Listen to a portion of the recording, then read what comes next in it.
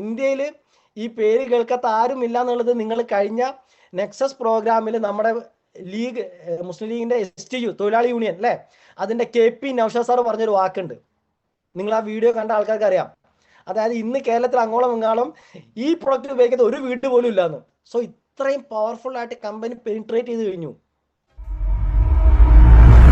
നമ്മുടെ ഉമ്മർ സാറിന്റെ മകൻ ഇപ്പൊ ഞാൻ സദക്കത്തുള്ളനെ കണ്ടോണ്ട് പറയാം, അതായത് മക്കളെ എല്ലാവരും അടുത്ത മേഖലയിലേക്ക് കൊണ്ടുവന്നുകൊണ്ടിരിക്കുക.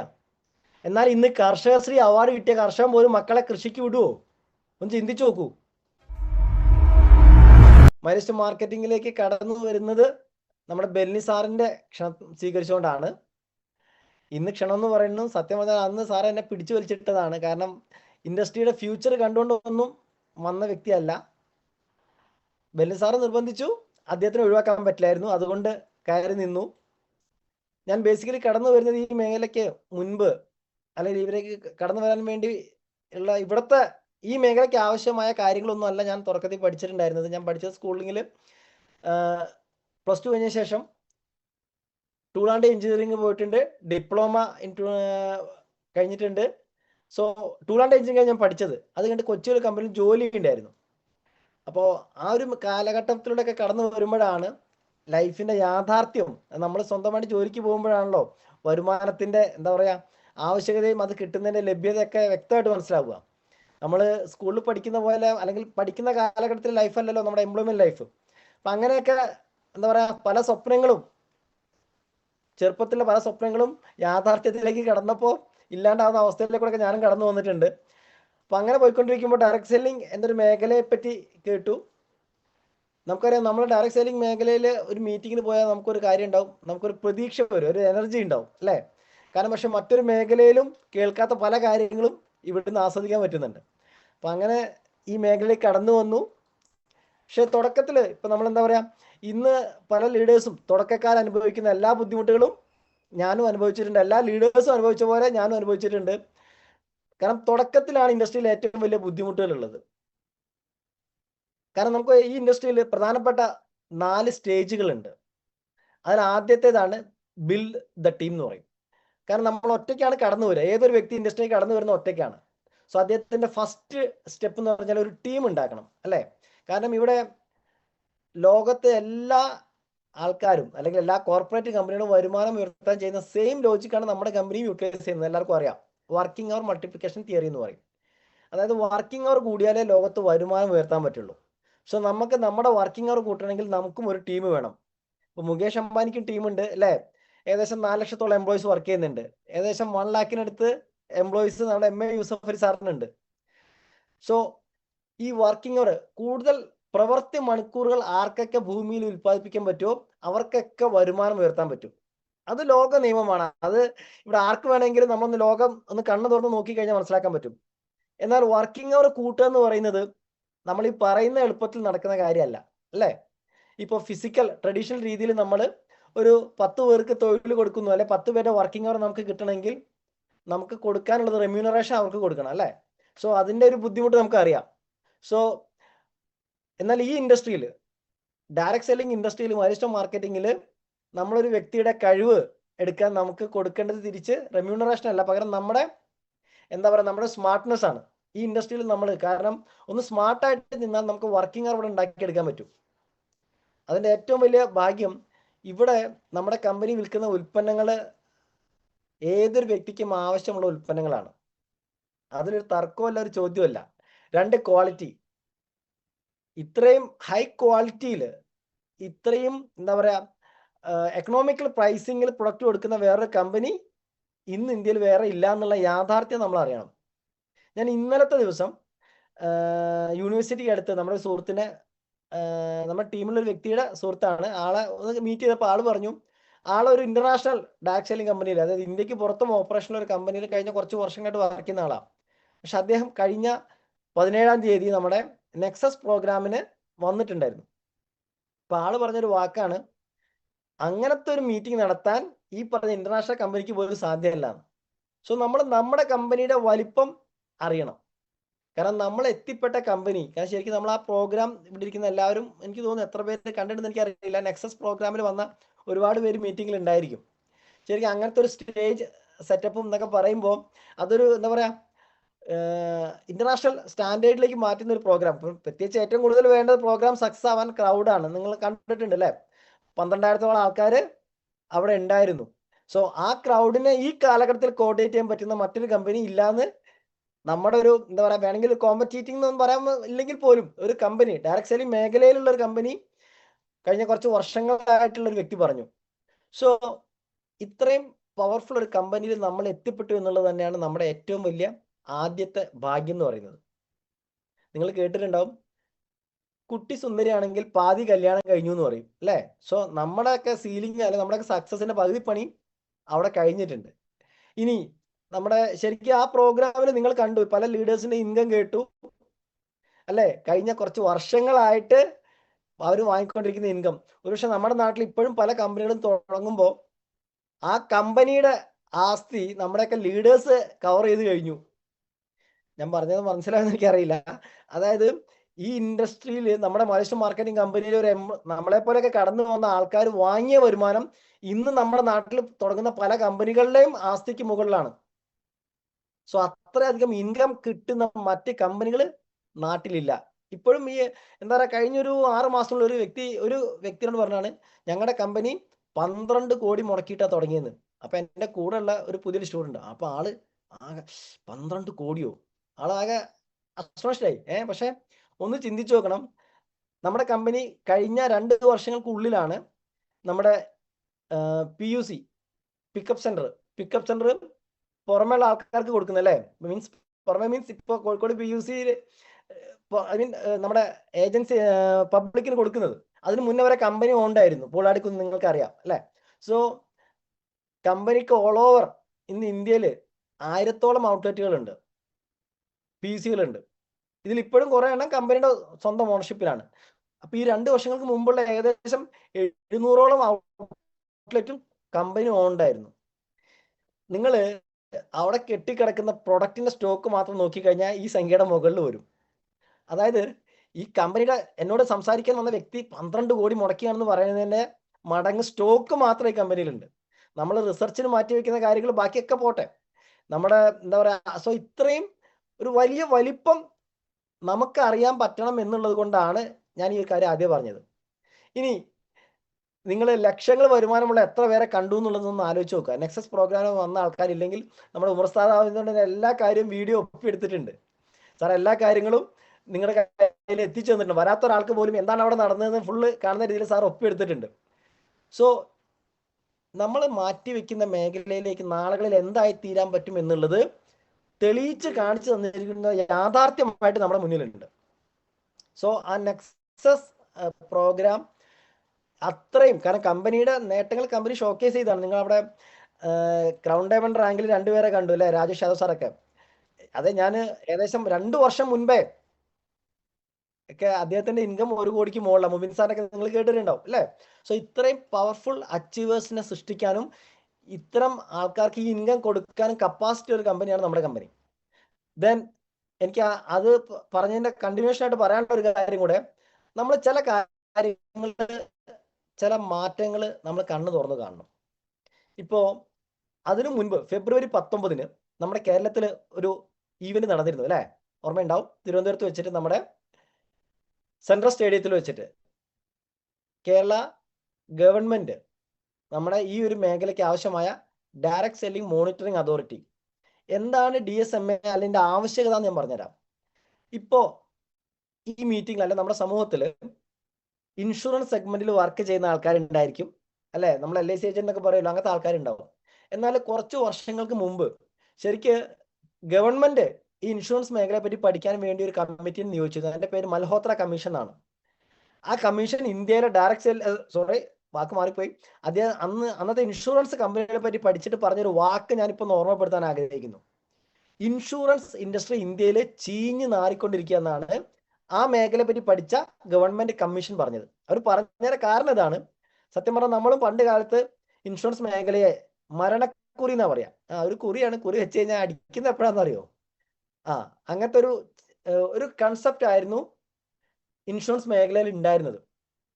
അതും എന്താ പറയാ, അന്ന് കസ്റ്റമർക്ക് അത്രയും ബെനിഫിറ്റ് ഉള്ള പ്ലാനുകളൊന്നും ഉണ്ടായിരുന്നില്ല. ഞാനത് ഇൻഷുറൻസിനെ പറ്റി ഡീറ്റെയിൽ വേണ്ടി പറഞ്ഞതല്ല. പക്ഷെ ആ മേഖലയിൽ അപ്പോൾ ഈ മൽഹോത്ര കമ്മീഷൻ പറഞ്ഞത് ഈ മേഖല ഇവിടെ, കാരണം എല്ലാവർക്കും ഇൻഷുറൻസ് നിർബന്ധമായിട്ട് വേണം. ഞാൻ എൻ്റെ ടീമിൽ ഒരു 1.5 ആഴ്ച മുൻപ് നടന്ന ഒരു കാര്യം പറയാം. ഒരു ലീഡർ ഒരു മീറ്റിങ്ങിന് വന്നില്ല. അപ്പോൾ ഞാൻ തലേന്ന് വരുന്നു പറഞ്ഞ ആൾ പിറ്റേന്ന് മീറ്റിങ്ങിന് വന്നില്ല. അപ്പോൾ ഞാൻ എന്ത് പറ്റിയെന്ന് ചോദിച്ചു.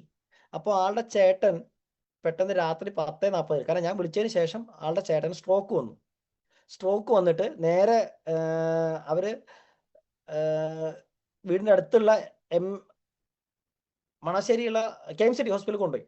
അപ്പോൾ പറഞ്ഞു വേഗം കോളേജിൽ കൊണ്ടുപോകാൻ പറഞ്ഞു. നേരെ കോളേജിൽ കൊണ്ടുപോയപ്പോൾ അവർ പറഞ്ഞു അവിടെ സർജറിക്ക് ഇപ്പോൾ ഒഴിവില്ല, നിങ്ങൾ MAയും നമ്മുടെ മുടക്കല്ലൂർ കൊണ്ടുപോകാൻ പറഞ്ഞു. ഇവർ അങ്ങോട്ട് കൊണ്ടുപോയി. അവിടെ കൊണ്ടുപോയപ്പോൾ പറഞ്ഞു സർജറി ചെയ്യാൻ ഇപ്പോൾ അവിടെയും തിരക്കാണ്. അങ്ങനെ ഒരു ബേബി മെമ്മോറിയൽ പോയി. അപ്പോൾ പറഞ്ഞു 5 ലക്ഷത്തോളം വരും സർജറിക്ക്, പിന്നെ നിങ്ങൾ 6 ലക്ഷം കാണണം എന്ന് പറഞ്ഞു. ടോട്ടൽ 11 ലക്ഷം കാണണം എന്ന് പറഞ്ഞു. ഞാൻ ആ വാക്ക് അങ്ങനെ തന്നെ പറയാം. ഇപ്പോൾ ആളെ മെഡിക്കൽ കോളേജിൽ ഇവർ കൊണ്ടിട്ടിട്ടുണ്ട്, മരണം കാത്ത് കിടക്കുകയാണ്. 11 ലക്ഷം കൊടുക്കാനില്ല. ഞാൻ പറഞ്ഞ യാഥാർത്ഥ്യം നിങ്ങൾക്ക് മനസ്സിലാക്കി. അതായത് ഇൻഷുറൻസ് വളരെ അത്യാവശ്യമുള്ള ഒരു കാര്യം തന്നെയാണ്. ഞാൻ അതും കൂടെ കൂട്ടത്തിൽ പറഞ്ഞു. സോ ഈ ഇൻഡസ്ട്രി, അതായത് ആൾക്കാർക്ക് ഉപകാരമുള്ള രീതിയിലേക്ക് മാറണമെങ്കിൽ എന്ത് വേണമെന്ന് മൽഹോത്ര കമ്മീഷൻ പറഞ്ഞു. ഇതിനെ നിയന്ത്രിക്കാൻ ഒരു സെൻട്രലൈസ്ഡ് ബോഡി വേണമെന്ന് പറഞ്ഞു. അതാണ് ഇന്ന് കാണുന്ന IRDA, insurance regulatory and development authority. So ഇങ്ങനത്തെ ഒരു കാര്യം ആ മേഖലയിൽ ഇൻഷുറൻസ് ഇൻഡസ്ട്രിയിൽ വന്നപ്പോഴാണ്, അതിനുശേഷമാണ് ഇൻഷുറൻസ് ഇൻഡസ്ട്രി ഇന്ന് കാണുന്ന പോലെ ഒരു പ്രൊഫഷൻ, പല ആൾക്കാരും ഇന്ന് അഡ്വൈസർ എന്ന് പറയുന്ന ഒരു എന്താ പറയുക വാല്യുബിൾ പ്രൊഫഷനിലേക്ക് ആക്കി മാറ്റിയതിന് ഗവൺമെന്റ് ബോഡിക്ക് വലിയ പങ്കുണ്ടെന്നാണ് ഞാൻ പറഞ്ഞു വന്നത്. അതേപോലെ ഇന്ന് നമുക്ക് ആർക്കും ബാങ്കുകളിൽ അല്ലെ, നാഷണലൈസ്ഡ് ബാങ്കിൽ പണം നിക്ഷേപിക്കാൻ കോൺഫിഡൻസ് ആണ്, അല്ല പേടിയില്ല. എന്താ കാര്യം എന്ന് വെച്ച് കഴിഞ്ഞാൽ ഈ ബാങ്കുകളൊക്കെ നിയന്ത്രിക്കുന്ന ഒരു സെൻട്രൽ ഗവൺമെന്റ് ഒരു ഓറിയന്റേഷൻ ഉണ്ട്, ഒരു ബോഡി ഉണ്ട്. അതാണ് RBI എന്ന് പറയും, റിസർവ് ബാങ്ക് ഓഫ് ഇന്ത്യ. ബാങ്കുകളുടെ ബാങ്കാണ് ബാങ്ക് എന്ന് നമ്മൾ പണ്ടേ പഠിച്ചിട്ടുണ്ട്. സോ ആ ബാങ്കിങ് സെക്ടറിൽ റിസർവ് ബാങ്ക് അവിടെ ഉള്ളത് എന്നുള്ളതാണ് നമ്മുടെ എല്ലാവരുടെയും അറിയാതെ കാണുന്ന കോൺഫിഡൻസ്. എന്നാൽ അതേപോലെ നമ്മുടെ സ്റ്റോക്ക് എക്സ്ചേഞ്ച് അല്ലെ ഷെയർ മാർക്കറ്റ്, കാരണം നമുക്കറിയാം ഹർഷത് മേത്ത കുംഭകോണമൊക്കെ വന്നതിന് ശേഷം ആണ്, കാരണം നമ്മൾ അതും നോക്കിയിട്ട് കാര്യമില്ല. നമ്മുടെ നാട്ടിൽ പല കാര്യങ്ങളും ഒരു പ്രശ്നം വന്നതിന് ശേഷമാണ് സംഭവിക്കുക. സോ അതേപ്പോൾ നമ്മൾ എന്താ പറയാ, ഒരു ആക്സിഡന്റിന് ശേഷമാണ് ചിലപ്പോൾ ആ ഏരിയയിൽ ഒരു ഹമ്പ് വരിക. സ്ഥിരമായിട്ട് ആക്സിഡന്റ് വരുമ്പോഴായിരിക്കും അവിടെ ഹമ്പ് വരിക. അതേപോലെ 1-2 പേരെ ജീവൻ പോകുമ്പോഴായിരിക്കും ആ മേഖലയിൽ ഒരു സെൻട്രൽ ഗവൺമെന്റ് ഒരുഷം വന്നത്. അതേപോലെ നമ്മുടെ SEBI, security exchange board of India വന്നതിന് ശേഷമാണ് നമ്മൾ ഇന്ന് മ്യൂച്വൽ ഫണ്ടുകൾ, ഇപ്പോൾ SIP ഇതിലേക്ക് ഇൻവെസ്റ്റ്മെന്റ് ചെയ്യുന്ന ആൾക്കാരുടെ എണ്ണം കൂടി, അതിലൂടെ രക്ഷപ്പെടുന്ന ആൾക്കാരെ ഇൻകങ്ങളും കഥകളൊക്കെ നമ്മൾ കേൾക്കാൻ തുടങ്ങിയിട്ടുണ്ട്. സോ ഇതേപോലെ ഏത് മേഖലയുടെയും ഉയർത്തെഴുന്നേൽപ്പിന്റെ മുന്നോടിയായിട്ട് അതിനൊരു സെൻട്രൽ ഗവൺമെന്റ് ഓർഗനൈസേഷൻ വരുന്ന ഒരു കാര്യമുണ്ട്. ഗവൺമെന്റ് ബോഡി ഈ മേഖല നിയന്ത്രിക്കാൻ വേണ്ടി വരും. സോ അതേപോലെ ഈ നമ്മുടെ ഡയറക്റ്റ് സെല്ലിംഗ് എന്ന ഈ ആശയത്തിന്റെ കുതിപ്പിന്റെ തുടക്ക കാലഘട്ടമാണ് ഞാൻ ഈ പറഞ്ഞ DSMA. അത് നമ്മുടെ കേരളത്തിൽ അത്രയും ശക്തമായിട്ട് കഴിഞ്ഞ ഫെബ്രുവരി 19 നടന്നത് നിങ്ങൾക്ക് എല്ലാവർക്കും അറിയാം. അതായത് അന്ന് കേരളത്തിൽ എത്രയൊക്കെ പത്രം ഇറങ്ങിയോ, ഏകദേശം 20-ലധികം പത്രങ്ങളിലെ ഈ വിജ്ഞാപനം ഉണ്ടായിരുന്നു. ആ വിജ്ഞാപനം നിങ്ങൾ എല്ലാവരും കണ്ടിട്ടുണ്ടാവും അല്ലെ? നമ്മുടെ ചീഫ് മിനിസ്റ്ററുടെ ഫോട്ടോയോട് കൂടിയാണ് ഡയറക്റ്റ് സെല്ലിംഗ് മോണിറ്ററിംഗ് അതോറിറ്റിയുടെ ഉദ്ഘാടനത്തിന്റെ വിജ്ഞാപനം ഗവൺമെന്റ് പബ്ലിഷ് ചെയ്തത്. സോ ഒന്ന് ആലോചിച്ച് നോക്കൂ, ഓരോ പത്രത്തിലും ഓൾ കേരള എഡിഷൻ കൊടുക്കാൻ ലക്ഷങ്ങളാണ് ഗവൺമെന്റിന് എക്സ്പെൻസ്. അപ്പൊ 20-ലധികം പത്രങ്ങളിൽ ഈ ഒരു ഫണ്ട് ഗവൺമെന്റ് ഇപ്പൊ ഇൻവെസ്റ്റ് ചെയ്തിട്ടുണ്ടെങ്കിൽ ഗവൺമെന്റ് ഈ മേഖലയിൽ എത്രമാത്രം സീരിയസ് ആണെന്നുള്ളത് നമുക്ക് മനസ്സിലാവും. കാരണം അത് നമ്മൾ ആദ്യം അറിയണം. കാരണം നമ്മൾ ഏത് മേഖലയിൽ സമയം മാറ്റി വയ്ക്കുമ്പോൾ ഈ മേഖല എങ്ങോട്ടാണ് പോകുന്നത്, എന്താണ് ഇതിന്റെ കാര്യങ്ങൾ നമ്മൾ ആദ്യം അറിയണം. ഇനി എന്തുകൊണ്ട് ഗവൺമെന്റ് ഈ മേഖല ഇത്രയും ശക്തമായിട്ട് പ്രൊമോട്ട് ചെയ്യുന്നതെന്നും കൂടെ ഞാൻ ഒന്ന് ഓർമ്മപ്പെടുത്താം. കാരണം ഇവിടെ നിങ്ങൾക്ക് കണക്കുകൾ അറിയാം. ഇപ്പൊ നമ്മുടെ സ്കൂൾ തുറന്നു ഇന്നലെ അല്ലെ, ഏകദേശം 5 ലക്ഷത്തോളം കുട്ടികളാണ് ഓരോ വർഷവും SLC കഴിഞ്ഞ് ഇറങ്ങുന്നത് ആവറേജ്. ഈ 5 ലക്ഷം പേർക്ക് കൊടുക്കാൻ മാത്രം തൊഴിൽ എല്ലാ വർഷവും നമ്മുടെ നാട്ടിൽ ഉൽപ്പാദിപ്പിക്കുന്നുണ്ട് അല്ലെങ്കിൽ ഉണ്ടാവുന്നുണ്ട് എന്ന് ചിന്തിക്കുന്ന ആരെങ്കിലും ഈ മീറ്റിംഗിലുണ്ടോ? ചോദ്യം മനസ്സിലാവുന്നുണ്ടല്ലോ. സോ അൺഎംപ്ലോയ്മെന്റിന്റെ ഭീകരത നമ്മൾ മനസ്സിലാക്കണം. ഇത്രയും പേർക്ക് കൊടുക്കാൻ മാത്രം തൊഴിലൊന്നും ഇവിടെ എല്ലാ വർഷവും ഉണ്ടാവുന്നില്ല. ഇത് ഏത് ഗവൺമെന്റ് എത്ര വർഷം മാറി മാറി ഭരിച്ചാലും ഇത് എങ്ങോട്ട് എത്തും നിങ്ങൾ ചിന്തിച്ചു നോക്കുക. സോ ഈ ഇൻഡസ്ട്രിയുടെ, പ്രത്യേകിച്ച് നമ്മുടെ മലേഷ്യൻ മാർക്കറ്റിന്റെ പ്രത്യേകത, കടന്നു വരുന്ന പ്രവർത്തിക്കാൻ തയ്യാറുള്ള ഏതൊരുവനും അവന്റെ കുടുംബത്തിനെ ഏറ്റവും നല്ല രീതിയിൽ കൊണ്ടുപോകാൻ പറ്റുന്ന ഇൻകം കൊടുക്കാൻ ഈ ഇൻഡസ്ട്രിക്ക് കപ്പാസിറ്റി ഉണ്ട്, പൊട്ടൻഷ്യൽ ഉണ്ട്. അതുകൊണ്ട് തന്നെയാണ് ഗവൺമെന്റ് ഈ മേഖലയ്ക്ക് ഇത്ര സീരിയസ് ആയിട്ട് ഇത്രയും ലക്ഷങ്ങൾ എറിഞ്ഞുകൊണ്ട് ഇത്രയും ഗവൺമെന്റ് ഇത്ര സീരിയസ് കാണിക്കുന്നത്. അത് നമ്മൾ തിരിച്ചറിയണം. 2, ഇവിടെ ഗവൺമെന്റിന് ഒന്ന് തൊഴിലില്ലായ്മയുടെ രൂക്ഷത പരിഹരിക്കാൻ പറ്റും.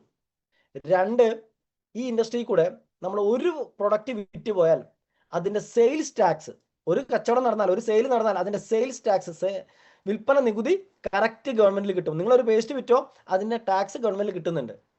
ഇനി ഇവിടെ ഒരു വ്യക്തി ഇൻകം വാങ്ങിയാൽ അത് 450 ആയിക്കോട്ടെ 210 ആയിക്കോട്ടെ, ഏത് ഇൻകം ആയിക്കോട്ടെ, ആ വാങ്ങുന്ന ഇൻകത്തിന്റെ കറക്റ്റ് ഇൻകം ടാക്സും ഗവൺമെന്റിൽ കിട്ടുന്നുണ്ട്. നിങ്ങൾ ആലോചിച്ച് നോക്കുക, ഗവൺമെന്റ് പിടിച്ചു നിൽക്കുന്നത് നികുതി പണം കൊണ്ടാണ്, നമുക്കറിയാം അല്ലെ. അത് കിട്ടാൻ വേണ്ടി എന്തൊക്കെ ഗവൺമെന്റ് വിൽക്കുന്നുണ്ടെന്ന് നിങ്ങൾക്കറിയാം, ഞാൻ അതിലേക്കൊന്നും കടക്കുന്നില്ല അല്ലെ. ഇപ്പൊ ഗവൺമെന്റ് പിടിച്ചു നിൽക്കുന്നത് ഇൻജൂറിയസ് ടു ഹെൽത്ത് എന്ന് പറയുന്ന സാധനം വിറ്റിട്ടാണെന്ന് നിങ്ങൾക്ക് അറിയാം. സോ ഒന്ന് നിങ്ങൾ നിങ്ങളുടെ സ്വയബുദ്ധി ചിന്തിച്ചു നോക്കുക. അങ്ങനെയുള്ള ഉൽപ്പന്നങ്ങളടക്കം വിൽക്കേണ്ടി വരുന്നുണ്ട്. പക്ഷെ ആ സമയത്ത് നമ്മുടെ ഏതെങ്കിലും പ്രൊഡക്റ്റിൽ നിങ്ങൾ ഇങ്ങനെ എഴുതി വെച്ച് കണ്ടിട്ടുണ്ടോ? ഹെൽത്ത് കൂട്ടുക എന്നല്ലാണ്ട് ഇൻജൂറിയസ് ഹെൽത്ത് എന്ന് പറഞ്ഞ ഒരു സാധനം വിറ്റിട്ടല്ല നമ്മൾ പണം ഉണ്ടാക്കുന്നത്, അല്ലെങ്കിൽ ഗവൺമെന്റിന് നികുതി പണം കിട്ടുന്നത്. സോ ഗവൺമെന്റ് ഇത് തിരിച്ചറിയുന്നുണ്ട് അല്ലെ. ഒരു നന്മ ചെയ്തുകൊണ്ടാണ് നമ്മളിവിടെ നികുതി ഉണ്ടാക്കുന്നത് അല്ലെങ്കിൽ ജനറേറ്റ് ചെയ്യുന്നത്. സോ ഇത്രയും ഫ്രീ ഓഫ് കോസ്റ്റ് എന്ന് തന്നെ പറയാം ഗവൺമെന്റിന്. കാരണം ഇവിടെ ഡയറക്ട് സെല്ലിംഗ് കമ്പനികളിലൊക്കെ അക്കൗണ്ടിങ് ഓൺലൈനാണ്, സുതാര്യമാണ്. നമുക്ക് അവർ പറഞ്ഞു ഇത്രയും ടേൺ ഓവർ നടന്നു, ഇതിന്റെ ഇൻകം എവിടെയും ചോദിച്ചു കഴിഞ്ഞാൽ ഓൺ ദ സ്പോട്ട് കമ്പനിക്ക് കൊടുക്കുക, ഓരോ ക്വാർട്ടറിലും അത് അപ്ഡേറ്റ് ചെയ്യണം. ഡയറക്ട് സെല്ലിങ്ങിന്റെ റൂൾസ് കുറച്ചും കൂടെ ട്രഡീഷണലിനേക്കാൾ കുറച്ചും കൂടെ എന്താ പറയുക സ്ട്രിക്റ്റ് ആണ്. കാരണം ഗവൺമെന്റ് തുടക്കത്തിൽ ഈ മേഖലയെ പറ്റി നോക്കിയപ്പോൾ, കാരണം 2011 ഇൻഡസ്ട്രിയെ ബാൻ ചെയ്തൊരവസ്ഥ കേരളത്തിൽ ഉണ്ടായിരുന്നു. അത് അറിയുന്ന സീനിയർ ലീഡേഴ്സ് മീറ്റിംഗിൽ ഉണ്ടാവും. സോ അതിനുശേഷം ഗവൺമെന്റ് വളരെ ശക്തമായ നിയമങ്ങളോട് കൂടിയാണ് ഇൻഡസ്ട്രിയെ നോക്കിക്കാണുന്നത്. അതുകൊണ്ട് തന്നെയാണ് മാക്സിമം ഇപ്പോഴത്തെ കണക്കിൽ ഒരു 1.5-2 വർഷത്തിനുള്ളിൽ ഇല്ലീഗൽ കമ്പനി പൂട്ടിക്കെട്ടുന്നുണ്ട്. നിങ്ങൾക്കറിയാലോ പല കമ്പനികളുടെയും പേരുകൾ, ഞാൻ തന്നെ പറയേണ്ട ആവശ്യമൊന്നുമില്ല. അത് ഇന്ന് മോണിറ്ററിങ് ഇവിടെ നടക്കുന്നതുകൊണ്ടാണ്, ഇതിൽ ഈ മേഖലയിലെ പറ്റി മേൽനോട്ടം നടക്കുന്നതുകൊണ്ടാണ് ഗവൺമെന്റ് ഒരു കമ്പനിയെ, കാരണം ഗവൺമെന്റ് ഒരു കാര്യം പൂട്ടിക്കെട്ടണമെങ്കിൽ അതിന് വിശദമായി പഠിക്കേണ്ടി വരും അല്ലേ. സോ അതിന് എന്താ പറയുക, നമ്മളെ ഒരു സാധാരണ കാര്യങ്ങൾ പോലെ സ്വിച്ച് ബൾബ് എത്തുമ്പോൾ ഫാസ്റ്റിൽ നടക്കില്ല. ഒരു 1.5 വർഷമൊക്കെ പിടിച്ചിട്ടുണ്ട് നമ്മുടെ നാട്ടിൽ പൂട്ടിപ്പോയ കമ്പനികൾ പൂട്ടിപ്പിക്കാൻ ഗവൺമെന്റ്. കാരണം അത് അനലൈസ് ചെയ്തതിനു ശേഷം ഗവൺമെന്റ് ചെയ്യാൻ പറ്റുള്ളൂ. സോ അതൊക്കെ ഇവിടെ മോണിറ്ററിങ് നടക്കുന്നുണ്ട് എന്ന് ഞാനൊന്ന് ഓർമ്മപ്പെടുത്തിയത്. സോ ആ മേഖല സ്ട്രോങ് ആയിട്ട് വരുന്നത് ഞാൻ നേരത്തെ പറഞ്ഞ പോലെ നാളുകളിൽ ഇന്ത്യയിലെ ബാങ്കുകൾ സ്ട്രോങ് ആണ്, ഇൻഷുറൻസ് സെക്ടർ സ്ട്രോങ് ആണ്, നമ്മുടെ ഷെയർ മാർക്കറ്റിംഗ് അല്ലേ. സോ ഇതൊക്കെ സ്ട്രോങ് ആയതുപോലെ ഈ ഇൻഡസ്ട്രി നാളുകളിൽ ഇവിടെ തടച്ചു വളരാൻ പോവുകയാണ്. ഇത് ആർക്കൊക്കെയാണോ നമ്മളിന് പറയുന്ന വാക്ക് വിഷൻ എന്ന് പറയും. വിഷൻ എന്ന് പറഞ്ഞാൽ ഉദ്ദേശിക്കുന്ന ഇത്രയേ ഉള്ളൂ, ഇന്ന് കാണാൻ പറ്റാത്ത ഒരു കാര്യം നാളെ നടക്കുന്നത് ഇന്നേ കാണാൻ പറ്റുന്ന ഒരു കഴിവ്, ആ വിഷൻ നമുക്ക് വേണം. അതായത് ഇന്ന് ചിലപ്പോൾ ഈ ഇൻഡസ്ട്രി നമ്മൾ ഇന്ത്യയിലെ ഒരു ആദ്യത്തെ 10 കരിയർ എടുത്തു കഴിഞ്ഞാൽ, ആദ്യത്തെ 10 പ്രൊഫഷൻ എടുത്തു കഴിഞ്ഞാൽ ആരും ഈ ഇൻഡസ്ട്രി പെട്ടെന്ന് കുട്ടികൾ സെലക്ട് ചെയ്യുന്നത് നിങ്ങൾ ചിലപ്പോൾ ഇപ്പം കാണില്ല. പക്ഷെ നിങ്ങൾ നോക്കിക്കോളൂ, വരാൻ പോകുന്ന കാലഘട്ടങ്ങളിൽ കൂടുതലും ആൾക്കാർ സെലക്ട് ചെയ്യാൻ പോകുന്ന ഇൻഡസ്ട്രി ആയിട്ട് ഇത് മാറിക്കൊണ്ടിരിക്കുകയാണ്. അതിന്റെ മുന്നോടികളാണ് ഇപ്പോൾ വരുന്ന, ഞാൻ നേരത്തെ പറഞ്ഞ പത്രത്തിലെ വിജ്ഞാപനം, നമ്മൾ ഇത്രയും വലിയ മീറ്റിങ്ങുകൾ നടക്കുന്നു, ഇതൊക്കെ നിങ്ങൾ നിങ്ങളുടെ കണ്ണുകൊണ്ട് കാണുന്നുണ്ടേ. കാരണം ഈ കാലഘട്ടത്തിൽ ജീവിക്കുന്ന ആൾക്കാരാണ് നമ്മളെല്ലാവരും. സോ ഇത് നമ്മൾ ഉൾക്കണ്ണുകൊണ്ട് കാണാൻ പറ്റണം. നാളെ എങ്ങോട്ടാണ് ഇൻഡസ്ട്രി പോകുന്നത്, എന്തുകൊണ്ട് ഗവൺമെന്റ് ഇത്രയും മേഖലയ്ക്ക് സീരിയസ്നെസ് കൊടുക്കുന്നു. സോ ഗവൺമെന്റ്, കാരണം നമ്മൾ ഏതൊരു കാര്യം ചെയ്യുമ്പോൾ ഞാൻ പറഞ്ഞു ഗവൺമെന്റ് സൈഡ് ഓക്കെയാണ്. അപ്പൊ നമുക്ക് അത് ഏറ്റവും വിശ്വാസമായിട്ട് ഇറങ്ങാൻ പറ്റുന്ന ഒരുപാട് കാര്യങ്ങൾ നമ്മൾ കണ്ടു കഴിഞ്ഞു. ദെൻ ഞാൻ നേരത്തെ പറഞ്ഞ പോലെ മെയ് 17 പ്രോഗ്രാം കമ്പനിയുടെ സൈഡ് എന്താണെന്ന് കൂടെ നമ്മൾ കണ്ടിട്ടുണ്ട് അല്ലേ. സോ ആദ്യമായിട്ടാണ് നമ്മുടെ ബിലോഡ് MD നമ്മുടെ ടോട്ടൽ ടീമിനെ ആക്സസ് ചെയ്യുന്ന രീതിയിൽ നമ്മുടെ കേരളത്തിൽ പബ്ലിക് പ്രോഗ്രാമിന് വരുന്നത്. ഇത്രയും എനിക്ക് തോന്നുന്നു 12ാമത്തെ വർഷത്തിലാണ് നമ്മൾ ആദ്യമായിട്ടാണ് അദ്ദേഹം കേരളത്തിൽ ഇത്രയും പബ്ലിക്കിനെ അഡ്രസ് ചെയ്യുന്ന രീതിയിൽ നേരിട്ട് വരുന്നത്. സോ അത്രയും വിഷണറി ആയ ഒരു ലീഡർ അല്ലെങ്കിൽ അത്രയും വിഷണറി ആയ ഒരു മാനേജ്മെന്റിന്റെ കൂടെയാണ് നമ്മൾ നിൽക്കുന്നത്. നമ്മൾ കമ്പനിയുടെ വിഷൻ എങ്ങനെയാണെന്ന് പറയണം. കാരണം ഞാൻ ഈ ഇൻഡസ്ട്രിയിൽ എനിക്ക് ഒരുപാട് സുഹൃത്തുക്കൾ ഇൻഡസ്ട്രിക്ക് പുറത്തുള്ള ആൾക്കാരും ഉണ്ട്. നിങ്ങൾ ഇൻഷുറൻസ് സെക്ടറിലൊക്കെ വർക്ക് ചെയ്യുന്നവർ നോക്കിക്കഴിഞ്ഞാൽ കാണാം, ശരിക്കും ആക്ച്വലി നമ്മുടെ മാനേജ്മെന്റിന്റെ വിഷൻ. കാരണം കൊറോണ പീരീഡിൽ ഞാൻ ആ പേരെടുത്ത് തന്നെ പറയും, കാരണം ബെന്നിസാറൊക്കെ വർക്ക് ചെയ്ത കമ്പനിയാണ് അല്ലെ, സ്റ്റാർ ഹെൽത്ത് ഇൻഷുറൻസ് നിങ്ങൾ കേട്ടിട്ടുണ്ട് അല്ലേ. കാരണം എൻ്റെ കൂട്ടുകാരുണ്ട്, ഇവൻ എനിക്കും ഇൻഷുറൻസ് കോഡ് ഉണ്ടായിരുന്നു. ഞാൻ ഒരു എക്സാമ്പിൾ പറയാണ്. ആ കമ്പനി ചെയ്തത് കൊറോണ വന്ന സമയത്ത് ഈ പറഞ്ഞ അഡ്വൈസേഴ്സിന് ഇൻകം വെട്ടിക്കുറയ്ക്കുന്ന സാഹചര്യത്തിലേക്കാണ് വന്നത്. കാരണം സെയിൽസ് ജനറേറ്റ് ആവുന്നില്ല, കമ്പനിക്ക് പ്രോഫിറ്റ് കുറഞ്ഞു. നോർമലി ഏതൊരു കമ്പനിയും തിങ്ക് ചെയ്യുന്ന പോലെ അവരും തിങ്ക് ചെയ്തു, ഇൻകം വെട്ടിക്കുറയ്ക്കുന്ന സാഹചര്യം വന്നു. എന്നാൽ അതേ സമയത്ത് മൈലേജ് ടു മാർക്കറ്റിംഗ് കമ്പനി എന്താ ചെയ്തതെന്ന് വെച്ച് കഴിഞ്ഞാൽ അതുവരെ കൊടുത്തതിനേക്കാൾ പകുതിയിലേക്ക് ടാർഗറ്റ് കുറയ്ക്കുകയാണ് ചെയ്തത്. ഇത് എത്ര പേര് ഉൾക്കൊണ്ടുകൊണ്ട് കണ്ടു എന്ന് എനിക്കറിയില്ല. നിങ്ങൾ കേട്ടിട്ടുണ്ടാവും, പണ്ടത്തെ ടാർഗറ്റ് അല്ല പെർഫോമൻസിന് ഇപ്പോൾ. അതായത് എല്ലാ ടാർഗറ്റുകളും കമ്പനി കുറയ്ക്കുകയാണ് ചെയ്തത്. കാരണം സെയിൽസിലേക്ക് എത്തിക്കാൻ ബുദ്ധിമുട്ട് കണ്ടു കഴിഞ്ഞപ്പോൾ കമ്പനി ചെയ്തത് ടാർഗറ്റാണ് കുറച്ചത്, ബാക്കിയുള്ള കമ്പനികളൊക്കെ ചെയ്തത് ഇൻകാ കുറച്ചത്. ഇത് അവരുടെ വിഷനാണ്. കാരണം കമ്പനി ഇല്ല എന്താ പറയുക, ഒന്നുമില്ലായ്മയെന്ന് ഉണ്ടായി വന്നൊരു കമ്പനിയാണ്. സോ അവർക്കറിയാം ഒരു ഡിസ്ട്രിബ്യൂട്ടറുടെ ഹൃദയം എന്താണെന്ന്, അവരുടെ വേദനയും വിഷമം അവർക്കറിയാം. സോ ആ റിസ്ക് ഉള്ള സാഹചര്യത്തിൽ ചെയ്യേണ്ടത് എന്താണെന്നുള്ള അവർ ചെയ്ത് കാണിച്ചു തന്നിട്ടുണ്ട്. ഇത് കാണാൻ പറ്റുന്നവർ ഈ ഇൻഡസ്ട്രിയിലും ഈ മാനേജ്മെന്റിനെ വിട്ടുപോകില്ല. കാരണം ഇന്ന് ഇൻഷുറൻസ് സെക്ടർ ഇവിടെ നാട്ടിലുണ്ട്. നിങ്ങൾ നോക്കിക്കോളൂ, എല്ലാ ഇൻഷുറൻസ് കമ്പനികളും ആദ്യത്തെ വർഷം വലിയ കമ്മീഷൻ കൊടുക്കും ഏജന്റിന്. ദെൻ അടുത്ത വർഷം മുതൽ അതേ പ്രീമിയം അടക്കുന്ന ആൾക്ക് അതേ പെർസെൻറ്റേജ് കമ്മീഷൻ കിട്ടുന്ന ഏതെങ്കിലും ഇൻഷുറൻസ് കമ്പനി ഇന്ത്യയിലുണ്ടോ നിങ്ങൾ ചെക്ക് ചെയ്ത് നോക്കുക. കാരണം എന്താ അറിയോ, നമ്മൾ പറയില്ല കൂട്ടിലിട്ട കോഴിയാന്ന്. വേണ്ട, ഞാൻ ഇപ്പോൾ എക്സാമ്പിൾ പറയാം, എൻ്റെ വണ്ടി സ്കോഡ എനിക്കുണ്ട്. സ്കോഡ വണ്ടി വാങ്ങുമ്പോൾ അവർ മാക്സിമം ബാർഗൈൻ ഒക്കെ ചെയ്തു തരും. പക്ഷെ ഇത് എടുത്തു കഴിഞ്ഞാൽ സർവീസ് ചെയ്യാൻ പിന്നെ ഞാൻ സ്കോഡ എടുത്തിട്ട് പിന്നെ ടാറ്റയെ കൊണ്ടിടാൻ പറ്റില്ല. സോ ഞാൻ ഓൾറെഡി അവരുടെ കസ്റ്റമറായി മാറി കഴിഞ്ഞു. പിന്നെ എനിക്ക് അവർ പറയുന്ന സർവീസ് കോസ്റ്റ് ഞാൻ കൊടുത്തേ തീരും. നിങ്ങൾക്ക് മനസ്സിലായോ? അതായത് അവർ കൂട്ടിലിട്ട കോഴിയെ മാറി, ഞാൻ അവരുടെ പ്രൊഡക്റ്റ് യൂസ് ചെയ്യാൻ ഞാൻ നിർബന്ധിതനാവുകയാണ് അല്ലേ. സോ അവിടെ എന്ത് തീരുമാനിക്കണം എന്നുള്ളത് അവരുടെ കയ്യിലാണ് വന്നത്. സോ ഇൻഷുറൻസ് സെക്ടറിൽ ആദ്യത്തെ ഇൻഷുറൻസ് പ്രീമിയം കളക്ട് ചെയ്യാൻ വേണ്ടി ഇവർ നല്ല ഓഫർ തരും, അപ്പോൾ ഏജന്റ് എടുക്കും. പക്ഷെ സെക്കൻഡ് ഇയർ ഓൺവേർഡ്സ് അതേ പ്രീമിയം അടയ്ക്കുന്ന കസ്റ്റമർക്ക് അതേ ഫസ്റ്റ് ഇയറിൽ അതേ ഇൻകം കൊടുക്കുന്ന ഏതെങ്കിലും ഇൻഷുറൻസ് കമ്പനി ഉണ്ടോ എന്ന് നിങ്ങളൊന്ന് അന്വേഷിച്ച് നോക്കുക. എന്നാൽ നമ്മുടെ കമ്പനിയിൽ നമ്മൾ ആദ്യം ഒരു കസ്റ്റമർ കിട്ടുന്ന അതേ ഇൻകം നിങ്ങൾ അയാളെ എപ്പോൾ ചെയ്താലും തരുന്നുണ്ടോ ഇല്ലയോ? റീപർച്ചേസിന് ഇതേ ഇൻകം കിട്ടുന്നുണ്ടോ ഇല്ലയോ എന്ന് എൻ്റെ ചോദ്യം. ഇത് കണ്ണുകൊണ്ടല്ല, ഇതുകൊണ്ട് നിങ്ങൾക്ക് കാണാൻ പറ്റണം. സോ എന്താണ് മാനേജ്മെന്റ് എന്ന് നിങ്ങൾ മനസ്സിലാക്കിയാൽ ഈ കമ്പനി വിട്ടുപോകാൻ നിങ്ങൾക്ക് പറ്റില്ല. കാരണം നാട്ടിൽ ഒരു കമ്പനിയും ചെയ്യാത്ത കാര്യമാണ് നമ്മുടെ കമ്പനി ചെയ്തു കൊടുക്കുന്നത്. കാരണം ഒരാൾ ഐഡിയ അടിച്ചു, പിന്നെ അറിയാം കാലാകാലം നമ്മുടെ കൺസ്യൂമറാണ്. കമ്പനിക്ക് വേണമെങ്കിൽ സെക്കൻഡ് പർച്ചേസിന് ഇത്ര ഇൻകം കൊടുത്തില്ലെങ്കിൽ അയാൾ ഇവിടുന്ന് തന്നെ സാധനം വാങ്ങുള്ളൂ. ഇവിടെ ഇരിക്കുന്ന നിങ്ങൾ ആരെങ്കിലും പോയിട്ട് വേറെ വേസ്റ്റ് വാങ്ങുമോ? കാര്യം മനസ്സിലായല്ലോ അല്ലേ? സോ ഓൾറെഡി എന്നിട്ട് പോലും ഇത്രയും ഇൻകം കമ്പനി നമുക്ക് തരുന്നുണ്ട് അല്ലേ? ഇതൊക്കെ നമ്മൾ ഉൾക്കൊണ്ടുകൊണ്ട് കാണാൻ പറ്റണം. ഇനി ചുറ്റുവട്ടത്ത് നിങ്ങൾ കണ്ടിട്ടുണ്ടാവും, ചില ഈ അടുത്ത് കഴിഞ്ഞൊരു 1.5 മാസത്തിനുള്ളിൽ സോഷ്യൽ മീഡിയയിലൊക്കെ വലിയ വാച്ച് ചെയ്യുന്ന ആൾക്കാർക്ക് അറിയാം, സോഷ്യൽ മീഡിയയിലൊക്കെ ഒരു കമ്പനിയുടെ ഒരു സീനിയർ ലീഡർ, ഞാൻ പേരെടുത്ത് പറയുന്നില്ല, നിങ്ങൾക്ക് അറിയുന്ന കാര്യമാണ് എന്നുള്ള ഞാൻ ഓർമ്മപ്പെടുത്തുന്നു. വേണമെങ്കിൽ നമുക്ക് നമ്മുടെ കമ്പനിയിൽ ഇപ്പം നമ്മുടെ മുബീൻ സാറ് എന്ന് വേണമെങ്കിൽ ഏകദേശം ഇൻകം കൊണ്ട് ഒരിക്കലും ആളെ കമ്പയർ ചെയ്യേണ്ട. കാരണം ആ വ്യക്തി ആ കമ്പനിയിൽ അദ്ദേഹം വർക്ക് ചെയ്ത് വർഷങ്ങളായിട്ട് തുടക്കം മുതൽ കേരളത്തിലുള്ള ആ കമ്പനിയിൽ വർക്ക് ചെയ്ത വ്യക്തി ഇന്ന് ആ കമ്പനി വിട്ട് വേറെ കമ്പനിയിലേക്ക് പോയി. അപ്പോൾ ആൾ പറഞ്ഞ കാര്യം, ഇപ്പം എനിക്ക് പഴയ 2 ലക്ഷം ഒന്നും കിട്ടുന്നില്ല വരുമാനം എന്ന്. അപ്പോൾ എൻ്റെ ഒരു സുഹൃത്ത് ചോദിച്ചാൽ മതി, അപ്പോൾ 2 ലക്ഷം ആൾക്ക് മാസം കിട്ടുന്നുണ്ടായിരുന്നുള്ളതെന്ന്. നമ്മുടെ മുബീൻ സാറൊക്കെ എത്ര കിട്ടണമെന്ന് നിങ്ങൾക്ക് അറിയോ? പറയുമ്പോൾ ആ കമ്പനിയുടെ ഹയസ്റ്റ് റാങ്കിലുള്ള ആൾക്കാരാ നിങ്ങൾ. സോ ഇത്രയും വാരിക്കോരി ഒരു വ്യക്തിക്ക് കൊടുക്കാൻ മടിയില്ലാത്ത ഒരു കമ്പനിയിലാണ് അല്ലെ മാനേജ്മെന്റിലാണ് നമ്മൾ എത്തിപ്പെട്ടത് എന്നുള്ളത് ഞാൻ നേരത്തെ പറഞ്ഞു.